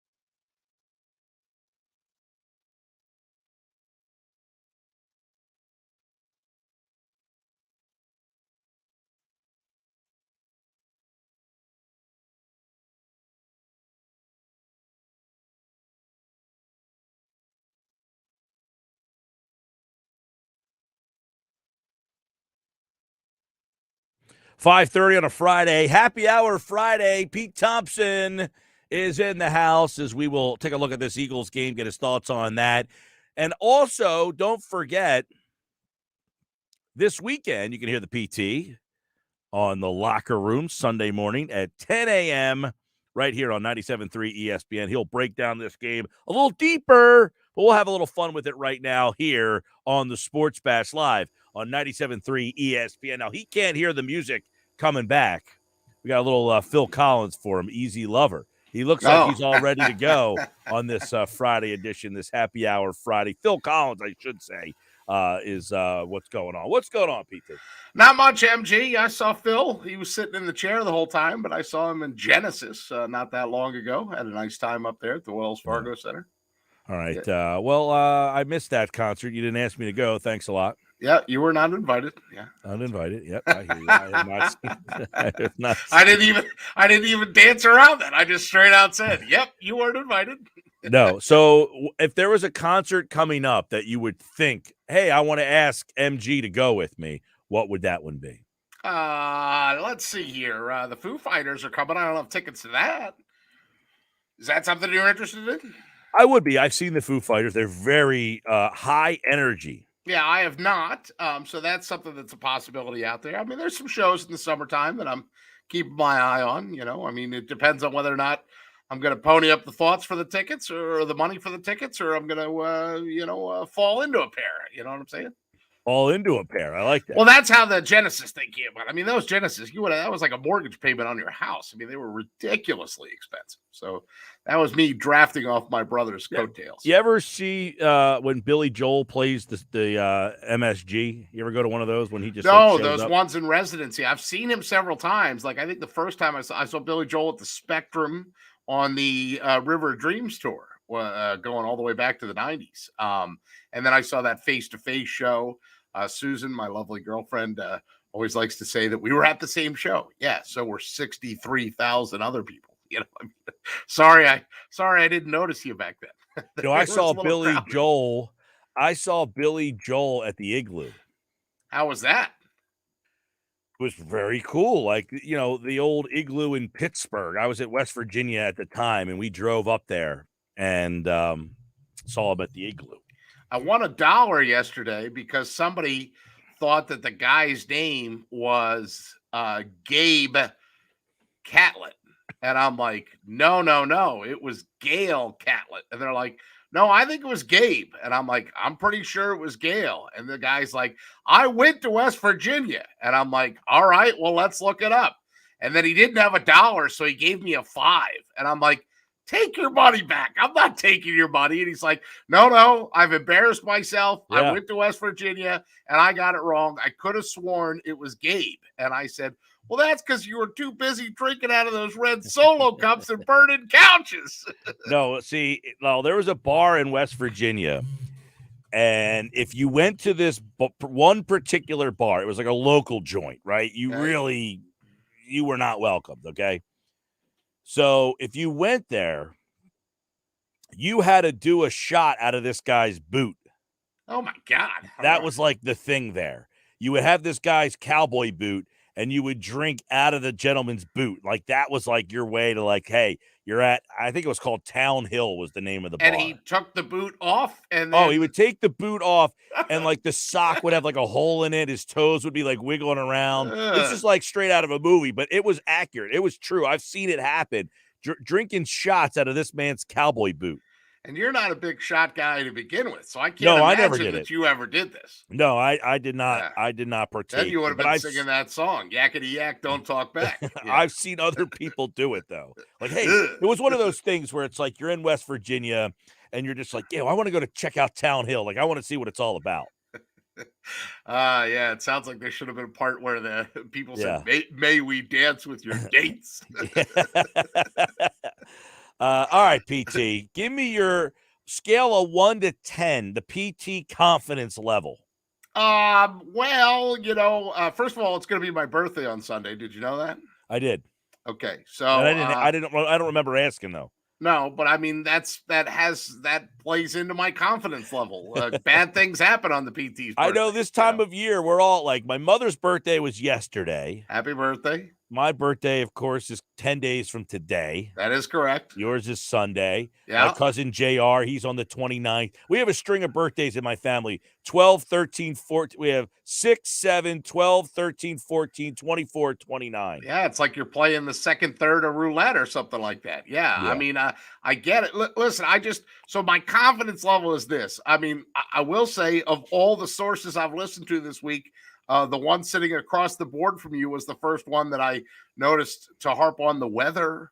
I didn't know if he was tuning into Weather Channel or what, but Josh was the first one that turned me on to the fact that it might be poor weather down there at Raymond James Stadium. Oh, yeah, we've talked a lot about the fact. In fact, yesterday we brought up because Tom McCarthy was on Wednesday, and we said, like, is this going to be comparable to calling a game in Clearwater when you get one of those flash storms and then it kind of moves out? You missed the conversation with T-Mac. He was pretty good because we talked more about the difference between a TV broadcast and a radio broadcast, okay, and like prepping for basketball, baseball, like all that stuff. We talked a little bit about the game, but it was a little bit more. That sounds entertaining. Road. Well, now I'll know when I'm done, I'll go back and listen to it. Here's the thing: the rain is supposed to be a morning rain and then out of there. But I think the wind. I think the wind is going to stay a factor in that game.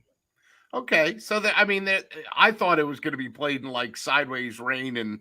I think that was the early week thought, was that it could rain down there early. I mean, look, you're going up against the GOAT. So, you know, what's my confidence level? You're going up against the GOAT. I'm sorry. He's making, he's making household names of guys that weren't household names. You know, he's turning receivers that are nobodies, Brashard Perriman, Cyril Grayson, Scotty Miller. Who's Scotty Miller? Oh, yeah, that's right. He's got TB12 thrown to him. All of a sudden, he's open. He throws people open. He finds ways to get the football in there. And I don't think there's an easy answer to it. But, early in the week, I think my standard answer was, when people were like, can the Eagles win? I'm like, Villanova 85. They gotta have like a Villanova game. I don't think it's perfect. That. That's the thing, though. I don't think the injuries Tampa Bay. By the way, Grayson is not playing. He was a guy who I saw an O next to his name. Now you can explain that. Yeah, he is out. Ronald Jones is also out for the game. No Antonio Brown. Leonard Fournette. He will most likely play. They got a lot of question marks. They still have some questions. But, Anthony Beck was telling us yesterday that they are way more banged up than they would like to be at this for a game like this. I mean, a playoff, you can't go into a playoff game like, yeah, you know what? We think we can win this game. We'll just hold guys off till next week, because they have question marks with Fournette, Shaq Barrett, Jason Pierre-Paul, Levante David. Now, they all practiced, but they're all still questionable. Right. And I mean, Fournette was as much a reason that they won when they played back in week 6 as anybody else. The other thing is, we just have no idea what kind of a scheme or what kind of plan Jonathan Gannon, does he have a plan? What's Jonathan Gannon going to come up with this time? Because, I mean, look, at the end of the day, and I heard the great reunion of John McMullen on, that was awesome. But there's nothing you can throw at Brady that he hasn't already seen. So, how do you neutralize a guy like that? It's very, very difficult.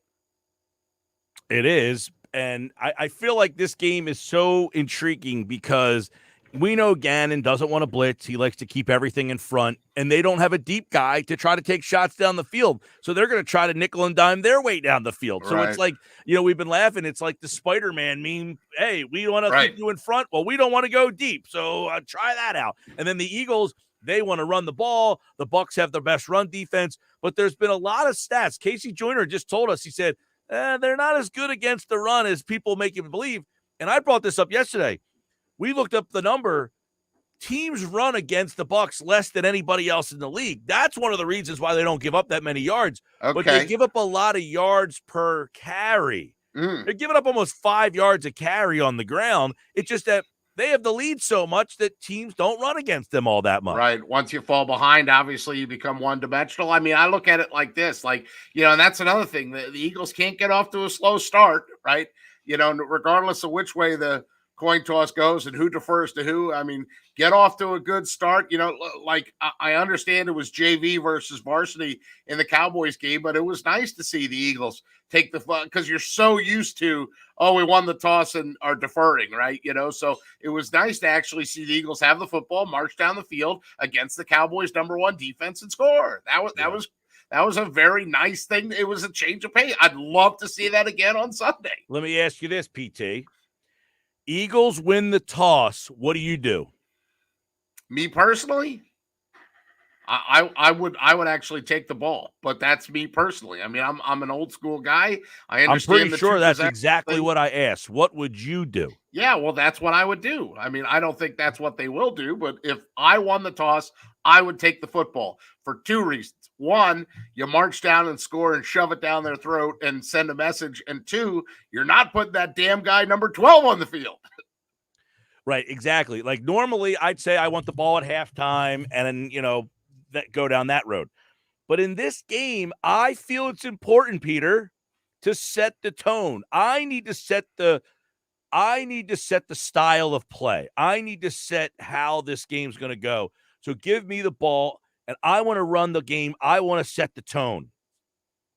And if you're not successful, now you're in some trouble. But if you come out, establish the run, and now you have created the style of the direction that this game's going to go. And my memory is fuzzy from week 6. Who won the toss in that game? Do you remember? I don't remember, but I'm quick enough to figure it out while we're having this conversation. You know? I just remember that when whether he touched it first or second. Philadelphia kicked off. Okay. And you know what happened? Tom Brady just sliced and diced them like they were like a Ginsu knife. Check out my Ginsu knives here. Call 1-800-MIKE-GILL right now for a free set of knives. We'll slice you and dice you.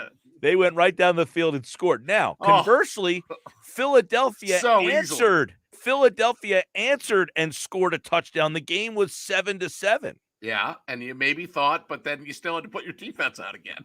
Well, they scored again, and then you couldn't keep up with them. That's different. Right. But my point is, you did score your first possession. So if you take the ball and establish the run, maybe you can go down and score and show them, and you've eaten up clock. We're here for that score you talked about was a passing touchdown or didn't eat up a lot of time on the clock, and it wasn't like a ground and pound touchdown. It was who scored that touchdown? That first touchdown? Yes. Miles Sanders? It's going to be hard for this guy to score it this time because he's not on the team anymore. Oh, boy. Zach Ertz. Yeah, no, he's not going to score it. I'm pretty sure you can do all the prop bets you want on that. And that's not going to be who scores. Not going to happen. I don't know. So give me your number. You didn't give me the number. You're confident. You're because you talked about your birthday. Then we kind of went off the rails. No. Well, I mean, I'm confident to a point. I think they're going to be in it. I just don't think they're going to win. I have 28-24 Tampa. 28-24 Tampa. Pete Thompson. All right. That's 28-24 Tampa Bay. And that's a slight adjustment from what I told my guy at bus duty today, Brian. I was talking to a guy on the way to bus duty, and he said, "What's your pick?" And they said, "Oh, do I have to wait and listen to it on the radio?" I said, "No, I'll tell you right now." So, well, you just change it. Yeah. I gave the Eagles another field goal. Well, to tell everybody out there, I said this earlier. I have not given my pick yet, but I did say earlier, if Godwin, Brown, and everybody else is healthy, and this is just, hey, 2 teams at their optimal health playing, I think Tampa beats them by 3 touchdowns. Mm-hmm. In a playoff game, we mean business. We're healthy. No fooling around. No taking our foot off the gas. I think Tampa wins 3 touchdowns. But in this situation, I definitely think we're discounting a little bit where they are. With Godwin so had 90, there's a chance. Godwin had 98 catches. Yeah. Brown's pretty effing good, dude. Yeah. I mean, he's good. Their wide receiving unit is severely depleted. So I think it's going to be closer. Of course, they still have that tight end. I mean, it just seems like every nook and cranny you look around, oh, they lost so-and-so, but they still have this. Oh, they might not have, but, or format, I mean, it just seems like everywhere. And look, they have a running back, if he plays even half speed, is going to be an elite player in the football game. They have a tight end that's going to be in Canton, and they got a quarterback that's going to be like above the name of Canton. It's going to be called the Tom Brady Hall of Fame. All right, Pete Thompson, he gave you a pick. You can hear more from Pete on Sunday in the locker room starting at 10 o'clock. They will lead you into the Eagles and the Buccaneers right here on 97.3 ESPN. Peter, thank you, man. All right, Mike. Take care, bud. That's Happy Hour Friday, brought to you by the Expert Solar Team of New Jersey, EMT Solar and Solar Guardians. Of course, start your solar journey today by learning more at espnsolar.com. When we come back, I will give you my official pick for the game here on the Sports Bash Live on 97.3 ESPN, the free mobile app. I'll tell you my pick for the game. We'll get you ready for game night and more here on the Sports Bash.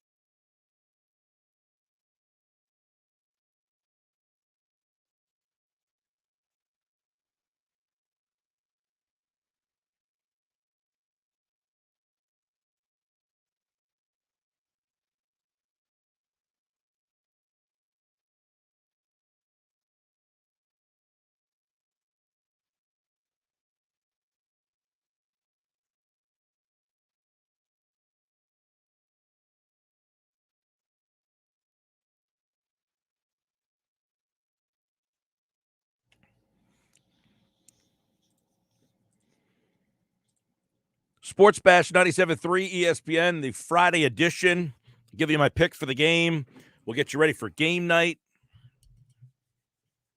Got Sixers tonight. Game night leads you into Sixers and Celtics, 7 o'clock. Tomorrow, we've got West Virginia, Kansas. That's a 2 o'clock tip, followed by the wild card weekend. Sunday, we've got Eagles and a triple header of football games on Sunday. You can hear all the games right here on 97.3 ESPN. Good show today. If you missed any of it, you can check it back out on the YouTube channel. Subscribe to our YouTube channel. You can watch all the shows live. If you missed Mike McGarry, John McMullen, Geoff Mosher, Casey Joyner, Pete Thompson, they all joined us here on the Sports Bash. 97.3 ESPN, your home for the Eagles and the Bucs. All right, a couple things in this game. I'm going to give you my picks for all the games this weekend and kind of give you my scores for those first. All right, so let me go. I'm going Vegas over Cincy. I'm going to go Vegas 28, Cincy 24 in that game. I got Pats 17, Bills 10 in that game. I got San Francisco. I'm going San Francisco 31, Dallas 27 in that game. All right. I got Kansas City 40, Pittsburgh 17 in that game. And then on Monday night, I'll give you that pick on Monday. All right, so I'm picking officially Buccaneers 30, Philadelphia 28. I got Buccaneers 30, Philadelphia 28. For me, I just don't know how the Eagles get stops. I think they'll run the ball, shorten the game. The clock's, going to be a different factor. The first time they played was 40 minutes. If they don't have the ball for 40 minutes, it's going to be hard for them to score as much as that. But I just don't see the Eagles getting the stops. So I'm going Bucs 30, Eagles 28. Now, if the Eagles win the game, my official pick is Bucs 30, Eagles 28. But if the Eagles do win the game, I'm going Eagles 29, Buccaneers 24. And I bring that score up because I have the Buccaneers at 30 if they win, and if they lose, I have them at 24. I feel like, there's an interception or a turnover, and that's how the Eagles end up winning that game. You have that situation where, they're going in because I think it's going to be close. I think the Eagles are going to keep it close with the run game. So I got Bucs 30, Eagles 28. But if the Eagles if we're here on Monday and the Eagles won this game 29-24, my game balls for the game, Nick Sirianni, if they win the game balls are going to the offensive line. Here you go, offensive line. You did a great job. You won us this game. And Javon Hargrave on defense.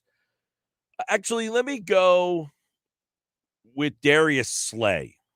Slay will be my game ball on defense this week. Okay? There we go.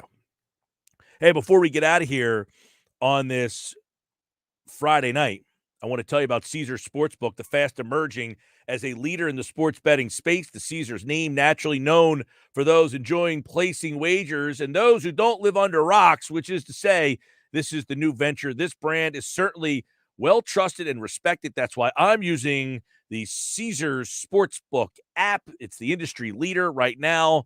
Self-belief, trust, passion, conviction, relatability, confidence in the Caesars brand. If you have bets to make this weekend, do it smart and do it with the Caesars Sportsbook, presented by the people at Caesars Sportsbook. Your app is ready.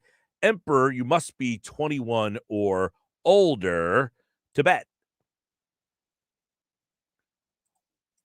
All right, that'll do it. Game night's up next. Josh has more thoughts on the game. We stay live and local till 7 right here. Plus local coverage, Sixers, Celtics tonight. Tom McGinnis has the call. I'm Mike Gill, back on Monday. Let's go for the Eagles win. I think Bucs win at 30-28, but let's pull for those birds to win that game so we can get another week of football here on the Sports Bash.